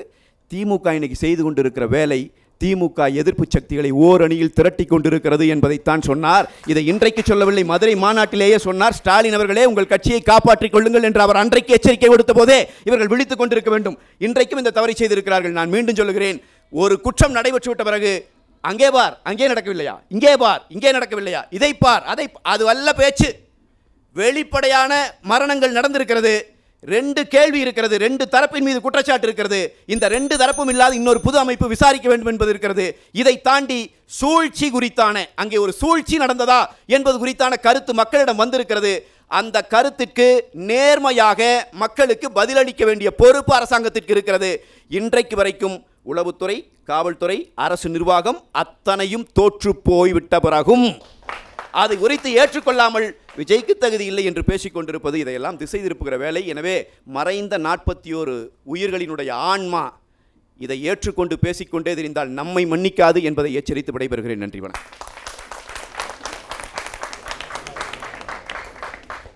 நன்றி அண்ணன் கல்யாணசுந்தரம் அவர்களே. நிறைய கேள்விகளை கேட்டு செந்தில் சார் வந்து எக்ஸ்ட்ரா ஷீட்லலாம் ஆன்சர் எழுதுகிற அளவுக்கு பயங்கரமான கேள்விகள் கேட்டு அமர்ந்திருக்கிறார் அண்ணன் கல்யாணசுந்தரம் அவர்கள். அரசின் மீது நிறைய குற்றச்சாட்டுகளை வைத்திருக்கிறார். அரசியல் பேசாதீங்க, நிர்வாக ரீதியாக பதில் சொல்லுங்க அப்படின்னு கேட்கிறார். பதிலளிக்க பத்திரிகையாளர் திரு செந்தில்வேல் அவர்களை அன்போடு அழைக்கின்றேன். எனக்கு முன்பாக அரசை நோக்கி பல்வேறு கேள்விகளை வைத்த தோழர் கல்யாணசுந்தரத்தினுடைய கேள்விகளில் நான் முரண்படலாம். ஆனால் அதில் ஒரு தர்க்கவாத திறமை இருந்தது. உள்ளபடியே நான் கல்யாணசுந்தரத்தை மனப்பூர்வமாக பாராட்டுகிறேன். மாற்றுக்கருத்து இருந்தாலும் அந்த பண்பு இருக்குது. உள்ளபடியே அவர் தர்க்க ரீதியாக பல்வேறு ஆக்கப்பூர்வமான கேள்விகளை முன்வைத்தார். நான் அரசியலாக பேசக்கூடாதுன்னு நினச்சி வந்தேன். ஆயினும் எதிர்த்தரப்பில் வைத்த கேள்விகளுக்கு மிக முக்கியமான 3 கேள்விகளுக்கு மட்டும் நான் என் தரப்பு நியாயத்தை சொல்லிவிட்டு தலைப்பிற்குள் விரைவாக வந்து விடுகிறேன். முதல்ல அவர் சொன்னார், 2 பக்கமும் குற்றம் சாட்டப்பட்டிருக்கக்கூடிய ஒரு வழக்கை காவல்துறை விசாரிக்கலாமா, சிபிஐக்கு தானே கொடுக்க வேண்டும். அரசின் மீதும் ஒரு சந்தேக பார்வை விழுந்திருக்கிறது, அல்லது காவல்துறையின் மீது ஒரு விமர்சன பார்வை விழுந்திருக்கின்ற பொழுது இது சிபிஐக்கு தானே கொடுக்கப்பட்டிருக்க வேண்டும் என்ற ஒரு வாதத்தை வைத்தார். கோடநாட்டில் கொலையும் கொள்ளையும் நடைபெற்ற போது நடைபெற்றது எடப்பாடி கே பழனிசாமி அவர்களுடைய ஆட்சி. அந்த வழக்கை தமிழ்நாடு மாநில காவல்துறை தான் விசாரித்தது, நீங்கள் சிபிஐக்கு கொடுக்கவில்லை என்பதை நான் இங்கே மெத்த பணிவோடு நினைவூட்டுவதற்கு கடமைப்பட்டிருக்கிறேன். இந்த மரணங்களுக்கு யார் பொறுப்பு? நம்ம எல்லாரும் தான் பொறுப்பு. யாரெல்லாம் பொறுப்பு? அவர்கள் நெரிசலால் மயக்கம் ஏற்பட்டு மரணித்து விட்டார்கள் என்று சொல்லுகிறார்கள். அவர்கள் நெரிசலால் ஏற்பட்ட மயக்கத்தினால் மாண்டு போகவில்லை. ஒரு நடிகனின் மீது கொண்ட மயக்கத்தால் மதியிழந்து போனதால் மாண்டு போனார்கள். அப்படிங்கிறது தான் கசப்பான உண்மை, வேதனையான உண்மை. 8:45க்கு நாமக்கல்ல கூட்டம், 8:50க்கு சென்னை விமான நிலையத்தில் இருக்கக்கூடிய தலைவர்கள் யார் என்று மனம் திறந்து பேசணும். 8:50க்கு சென்னை விமான நிலையத்தில் நின்றார் விஜய். இது அவருடைய தவறே இல்லையா? இதை நம்ம பேசவே கூடாதா? இல்லை, அவர் சொன்னது பர்மிஷன் கொடுத்த நேரம் 3 to 10, அதுக்குள்ளே முடிச்சிட்டாங்களா இல்லையா? 3 to 10 என்று சொன்ன நீங்கள், அனுமதி கேட்ட நீங்கள், முன்தினம் ஏன் 12 மணி என்று உங்களுடைய அதிகாரப்பூர்வ வலைத்தளத்தில் ட்விட்டர் பக்கத்தில் பதிவு பண்ணீங்க? ஏன் பதிவு பண்ணீங்க? இது யாருடைய சதி? சரி, நான் இப்படி சொல்கிறேன், சினிமா ஷூட்டிங் மாதிரி இந்த பொதுக்கூட்டத்தை அல்லது இந்த மீட்டிங்கை நடத்தியிருந்தார்னா ஒரு பலி கூட ஆயிருக்காது. எப்படி தெரியுமா? சினிமா ஷூட்டிங்க்கு அவர் கரெக்ட் டயத்துக்கு வருவார். அதே மாதிரி இங்கேயும் கரெக்ட் டயத்துக்கு வந்திருந்தார்னா உயிர் பலி நடந்திருக்காது. தோழர் கல்யாண சுந்தரம் அழகாக சொன்னார். அதை நடந்த பிறகு யார் தவறு அதல்ல, அங்கே நடந்தது என்னங்கிறத பேசணுன்னார். 7:12க்கு விஜயினுடைய வாகனம் அங்கே வருகிறது. 7:32க்கு அவர் உள்ளே போகிறார். 20 நிமிடம் மிகச்சரியாக நிற்கிறார். அந்த 20 நிமிடமும் என்ன நடந்ததுங்கிறத டைம் கோடோட நான் நோட் பண்ணிட்டு வந்திருக்கிறேன். டைம் கோடோட 7:12க்கு அவர் மேலே ஏறுறார். மேலே ஏறி மிகச்சரியாக 1 நிமிடம் 4 செகண்டில் அவர் பேச தொடங்குகிறார். 1 நிமிடம் 53வது நொடியில் இன்றைக்கு அவரும் சேர்ந்து குற்றம் சாட்டுகிற காவல்துறைக்கு மிகச்சிறப்பாக இந்த நிகழ்ச்சியை ஒருங்கிணைத்ததற்காக அவர் காவல்துறைக்கு நன்றி தெரிவிக்கிறார். 1 நிமிடம் 53 செகண்ட். ஒழுங்கா ஒருங்கிணைக்காத காவல்துறைக்கு ஏன் சார் நன்றி சொன்னீங்க? 3வது நிமிடம் அவர் பேச ஆரம்பித்த மிகச்சரியாக 3வது நிமிடம் முதல் ஆம்புலன்ஸ் கூட்டத்திற்குள் வருகிறது. என்ன அர்த்தம்? யாருடைய ஆம்புலன்ஸ் அது? தாவேக்கா ஆம்புலன்ஸ். 3வது நிமிடமே முதல் ஆம்புலன்ஸ் எங்கிருந்து வருது? ஏன் வருதுன்னா 3வது நிமிடமே அவர் பேச தொடங்கும் போதே அங்கே மக்கள் மயங்கி விழ தொடங்கி விட்டார்கள். ஏன் மயங்கி விழுந்தாங்க? நெரிசல் எவ்வாறு ஏற்பட்டது? அவ்வளவு பெரிய பேருந்து, அதை எஸ்பி சொல்றாரு, டிஎஸ்பி சொல்றாரு, சார் இவ்வளவு கூட்டம் இருக்கிறது, ஒரு 50 அடி முன்னாடி நிப்பாட்டிருங்க, அங்கே நின்று பேசுங்க. இல்லை, அவங்க சொன்ன தரப்பு, காவல்துறை சொன்ன தரப்பு, நாங்கள் எங்களுடைய கவரேஜ் சிஸ்டம் அங்கே தான் இருக்கிறது, அங்கே தான் அந்த பேருந்தை நிறுத்தி பேசுவோம் என்று விஜய் தரப்பு உறுதி காட்டியது. இப்போ என்னோட கேள்வி, 50 அடிக்கு முன்னாடி நீங்கள் ஏன் நின்றுக்கலாம்ல? காவல்துறை அதிகாரி ஒத்துழைப்பு கொடுத்துருக்கணும்ல. நீங்கள் ஒரு பொறுப்புள்ளவராக இருந்தா. திமுக சொல்லித்தான் மரத்தில் ஏறினீங்களா? திமுக சொல்லித்தான் பைக்கில் போய் காருக்குள்ளே விழுந்தீங்களா? திமுக சொல்லித்தான் எல்லார் வீட்டு மாடியிலும் ஏறினீர்களா? அந்த சகோதரி சொல்கிறாங்களா, அங்கே இருக்கிறவங்க எங்களுடைய 4 கடைகளையும் உடைத்து சின்னாபின்னப்படுத்தி விட்டு சென்று விட்டார்கள் தாவேக்காவினர். திமுக சொல்லி தான் செஞ்சீங்களா? அப்போ சுய கட்டுப்பாடு இல்லை. இப்போ முக்கியமான விஷயத்துக்கு வந்துடுறேன். 3 நிமிடம் 44வது செகண்டு ஸ்கிரிப்ட் பேப்பரை உதவியாளரிடமிருந்து வாங்குகிறார். 4 நிமிடம் 45வது செகண்டு போறீங்களா அப்படின்னு ஆம்புலன்ஸை பார்த்து கேட்கிறார். ஆம்புலன்ஸ் உள்ளே வந்தது. அவர் பேச தொடங்கிய 3வது நிமிடம் அவர் ஆம்புலன்ஸை பார்த்து போறீங்களான்னு கேட்டது 4வது நிமிடம் 45வது செகண்ட். 5:41 திருப்பியும் கேட்குறார், மீண்டும் போறீங்களா ஆம்புலன்ஸை பார்த்து. அப்போ ஆம்புலன்ஸ் அது வரைக்கும் அங்கே போக முடியல, அவ்வளோ கூட்டம் ஸ்டக்காகி நிற்குது. 6:47க்கு அவர் கேட்ட வார்த்தை எல்லாம் வீடியோவாக பதிவாக இருக்குது. என்னப்பா ஆம்புலன்ஸில் நம்ம கொடி போட்டிருக்குதுங்கிறார். அவர் வாகனம் இங்கே நிற்குதுன்னா சகோதரி அசோகவர்ஷன் இருக்கிற அந்த இடத்து பக்கத்தில் மயங்கி விடுறாங்க. இன்னைக்கு வந்திருக்குது வீடியோ. அவர் அதை பற்றியும் கவலைப்படல, தொடர்ந்து பேசுகிறார். வாய் பேச முடியாத ஒரு இளைஞன், அந்த வீடியோ வழியாக இருக்குது, அவன் சைன் லாங்குவேஜில் கத்துறான், பேசுகிறான், செய்கை மொழியில். மயங்கி விழுந்துட்டாங்க, இறந்து போயிட்டாங்க, கவனிங்க கவனிங்க கவனிங்கிறான். கீழே இருந்து கத்துறாங்க, அலோ அலோ அலோன்னு கத்துறாங்க. என்னப்பா சொல்கிறீங்க? எதுவும் கேட்கலைங்கிறார். அதன் பிறகு பாதுகாவலர் போய் சொல்கிறாரு ஹிந்தியில் விஜயை பார்த்து, க்ரௌட் பஸ்ட் ஹோகையா சார், 5 மினிட் தோடா ஸ்பீக். எல்லாமே ஆடியோ வீடியோவோட ஆதாரங்களை பதிவாக இருக்குது. அப்புறம் அடுத்த ஆம்புலன்ஸை கூப்பிட்றாங்க. தாவேக்கா நிர்வாகி கேட்குறாரு, ஆம்புலன்ஸ் எப்படி போகும், எப்படி உள்ளே வரும்னு கேட்குறாரு. 5 ஆம்புலன்ஸ் வருது. நல்லா புரிஞ்சுக்கங்க, டைம் கோடோட நான் பேசினா விரிவாயிடும். அவர் பேச தொடங்கிய 9வது நிமிடம் ஆதவ அர்ஜுனா போய் சொல்றாரு, we have to evacuate. நான் வெளியேற வேணும், எப்படியாவது பாதுகாப்பா நம்ம வெளியேறணும், சூழல் சரியில்லை சொன்னவர் ஆதவ அர்ஜுனா. அடுத்தடுத்த ஆம்புலன்ஸ் வருது. 10வது நிமிடம் விஜய் கேட்கிறார், பேச்சை கண்டினியூ பண்ணலாமான்னு கேட்கிறார். பேச்சை கண்டினியூ பண்ணலாமா? 11வது நிமிடம் 43வது செகண்ட் திருப்பியும் கேட்கிறாரு, கண்டினியூ பண்ணலாமா? திருப்பியும் ஆம்புலன்ஸ் வருது. சார் எல்லா ஆம்புலன்ஸ் வருது, விரிவாக இருக்குது, நான் நேரமின் காரணம் ஒன்று சொல்கிறேன். கடைசியாக ஆதவ அர்ஜுனா கீழேருந்து சொல்கிறாங்க, குழந்தைய காணும், குழந்தைய காணும். இதுக்குள்ளே நிறைய பேர் மயங்கி விடுறாங்க, அங்கேயே காவல்துறை உதவி பண்ணுறாங்க, முதல் உதவி எல்லாம் நடக்குது. ஆதவ அர்ஜுனா சொல்கிறார், ஒரு குழந்தையா செய்கையில் கேட்குறாங்க, குழந்தையா பேர் என்ன? அஷ்மிகா. சார் இங்கே இருக்கிறவங்க எப்படி பதறுவோம், ஒரு கூட்டத்தில் ஒரு குழந்தைய காணும், என்ன குழந்தைய காணுமா தம்பிங்களா, அஷ்மிகான்னு ஒரு குழந்தைய காணுமா, கண்டுபிடிச்சி கொடுத்துருங்க போயிட்டார். மரியாதைக்குரிய விஜய் அவர்களே, காணாமல் போனது உங்கள் கைக்குட்டை அல்ல, ரத்தமும் சதையுமாக இந்த மண்ணில் சாதித்து காட்ட வேண்டிய ஒரு பிஞ்சு காணாமல் போய்விட்டது. ஒரு பிஞ்சு, ஒரு குழந்தை. நீங்கள் என்ன சொன்னீங்க? தம்பிங்களா கண்டுபிடிச்சி கொடுத்துருங்க. கடைசி அவர் சொன்ன வார்த்தை, நல்லதே நடக்கும்னு சொல்லிட்டு வண்டிக்குள்ளே போயிட்டார். 19வது நிமிடம் 29வது செகண்ட், 20 நிமிடங்களில் நடந்தது இதுதான். இதில் யார் மீது தவறு? நான் திருப்பி சொல்றேன், விஜய் சதி செய்தார் என்று சொல்லலை. டிசம்பர் மாதம் 13ஆம் தேதி நடக்க வேண்டிய கரூர் கூட்டம் ஏன் சார் செப்டம்பர் மாதம் 27ஆம் தேதி மாற்றப்பட்டது? ஏன்? கரூர்ல திமுக ஒரு முப்பெரும் விழாவை நடத்தி விட்டது. அப்ப உங்க ஈகோ, நான் அதோட பெரிய கூட்டத்தை கூட்டி காட்டுறேன் பார். கூப்பிட்டுங்க, பந்தல் போடுங்க, முறையா சேர் போடுங்க, நாற்காலி போடுங்க, மணிக்கணக்காக உரையாற்றுங்க. 12 மணியிலிருந்து வெயிலில் அந்த குழந்தைகளும் பெண்களும் முதியவர்களும் காக்க வைத்து நீங்க அந்த கரூருக்குள்ள என்ட்ரி ஆகுறீங்க. போலீஸ் சொல்றாங்க, சார் கிரௌட், இவங்க சொன்னாங்கல்ல போலீஸ் சொல்லிச்சுன்னு. போலீஸ் போய் எவ்வளோ முறைகளிலும் சொன்னாங்க, சார் கிரௌட் ரொம்ப ஜாஸ்தி ஆயிடுச்சு, குயிக்காக மூவ் பண்ணுங்கன்னு. கரூர் என்ட்ரன்ஸ்லேருந்து உள்ளே போகிறதுக்கு மட்டும் ஒரு பெரிய ரோட் ஷோ நடத்தினாங்க.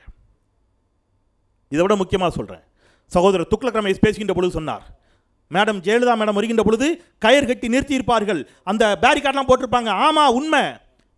அந்த பேரிகார்டு அல்ல, பேரிகார்டுக்கு தான் அவ்வளோ பேர் நினச்சாங்கன்னா அந்த பேரிகார்டு தாங்குமா?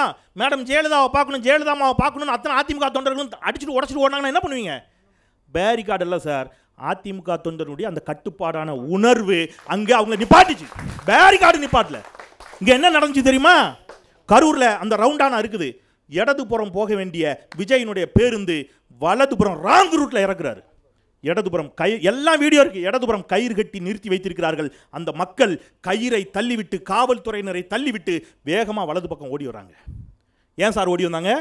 எதுக்கு ஓடி வந்தாங்க? உங்கள் சொத்துல பங்கு கேட்க வந்தாங்களா? உங்கள் முகத்தை பார்க்க வந்தார்கள். நீங்கள் ஷட்டரை மூடிட்டு பேருந்தில் லைட் அணைச்சிட்டு உள்ளே போயிட்டீங்க. இது விஜயின் தவறு இல்லை.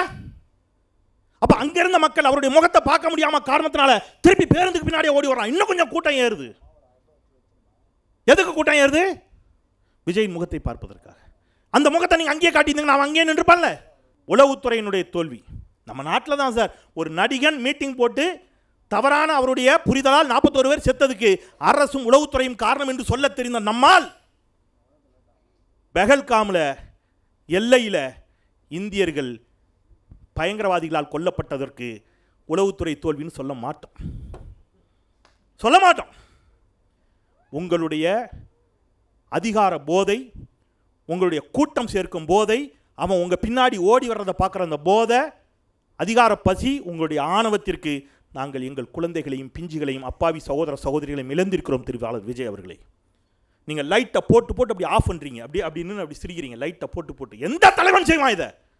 அரசியல் மயப்படுத்தப்படாத ஒரு கூட்டம் தமிழ்நாட்டிற்கு, அது எந்த கட்சியில் இருந்தாலும் தமிழ்நாட்டிற்கு ஆபத்து. அரசியலை தாண்டி சிந்திப்போம், அவருடைய தவறுகளை சுட்டி காட்டுவோம், அவங்க மக்களை சந்திக்கட்டும், திட்டங்களை சொல்லட்டும், அவன் வாக்கு பெறட்டும், அதெல்லாம் வேற. நீ ஓட்டு அரசியலை நான் பேசலை. ஆனால் இவ்வாறான ஒரு அரசியல் தமிழ்நாட்டிற்கு பேராபத்து. நிறைவாக ஒன்றை சொல்லுகிறேன், சிபிஐ விசாரணை கேட்டாங்க, அதை மறுத்தது நீதிமன்றம். இந்த அரசு இந்த நிமிடம் வரை சிறப்பாக செயல்பட்டிருக்கிறது என்று சொன்னதும் நீதிமன்றம் என்பதை சொல்லி கனத்த இதயத்தோடு விடைபெறுகின்றேன். நன்றி, வணக்கம். 6 பேர் மனசுலையும் 6 பேரோட பேச்சுலையும் அந்த கணம், அந்த அறச்சீற்றம், அந்த கோபம், ஐயோ இப்படி ஆயிடுச்சே அப்படிங்கிற அந்த விஷயம் 6 பேர்கிட்டையும் நம்ம பார்க்க முடிஞ்சுது. அதுக்கு காரணம் யாருங்கிறதுல அவங்களுக்குள்ள முரண்பாடுகள் இருக்கலாம். விடை வேணும், யாராவது பொறுப்பாக வேண்டும். நிச்சயமாக 41 உயிர் சும்மா போயிருக்கக்கூடாது. அரசியல்வாதிகள் முன்முடிவுக்கு வரலாம், நாம் யாரும் முன்முடிவுக்கு வர்றதில்லை. என்றைக்குமே வரட்டும், விசாரணை ஆணையங்கள் தங்களுடைய முடிவுகளை சொல்லட்டும், நீதிமன்றத்தில் நீண்ட விசாரணைகள் நடக்கட்டும். என்ன முடிவு வருது அப்படிங்கிறத நம்ம எல்லாரும் பார்க்க தான் போகிறோம். அதற்கு முன்னால் அரசியலை விட்டுருங்க, விஜய் குற்றவாளியாக இருந்துட்டு போட்டோம், இல்லை அரசாங்கத்தின் மேலே தவறு இருந்துட்டு போட்டோம், அது விசாரணையில் வெளிப்பட தான் போகிறது. ஏதோ ஒரு கணத்தில் யார் மேலே தவறு இருந்தாலும் அதை விசாரிக்கக்கூடியவர்கள், அந்த தீர்ப்பை எழுதக்கூடியவர்கள் அந்த 10 பிஞ்சு குழந்தைகளின் முகங்களை மனதில் நிறுத்தி அந்த தீர்ப்பை எழுதினார்கள் என்றால் நிச்சயமாக சரியான தீர்ப்பு வரும். மாற்று கருத்தே கிடையாது. வரட்டும். அதுக்கு முன்னாடி நீங்களும் நானும் யோசிக்க வேண்டிய விஷயம் ஒன்று இருக்குது. அங்கே மயங்கி விழுந்த நெஞ்சு வலியில் ஒருத்தர் துடிக்கிறாரு, எனக்கு உதவி கொடுங்கன்னு கேட்குறாரு. விஜய் மேலே இருந்து பாட்டில் எரிஞ்சாரா? விஜய் ஏன் கூட்டத்தை நிறுத்தவில்லை? பக்கத்தில் இருந்த காவல்துறை ஏன் போகவில்லை? 500 பேர் இருந்தாங்களா, 200 பேர் இருந்தாங்களான்னு பேசிட்டு இருக்கிறோம். எங்க பக்கத்தில் இருந்த மனுஷன் என்னங்க பண்ணா? அறிவார்ந்த தமிழ் சமூகம் என்பதில் பெருமை கொள்ளக்கூடியவர்கள் நாமளும் அதில் கொஞ்சம் கற்றுக்கொள்ள வேண்டிய பாடங்கள் இருக்கிறதா மனிதர்களாக அப்படிங்கிறத நாமும் யோசித்து கொண்டு மற்றவங்க என்ன பண்ணுறாங்க, விசாரணையில் என்ன முடிவு வருது அப்படிங்கிறதுக்காக தொடர்ந்து காத்திருப்போம். திரு செந்தில்வேல் அவர்கள் சொன்னது போல கனத்த இதயத்தோடு இந்த அமர்வை நிறைவு செய்து விடைபெறுவோம்.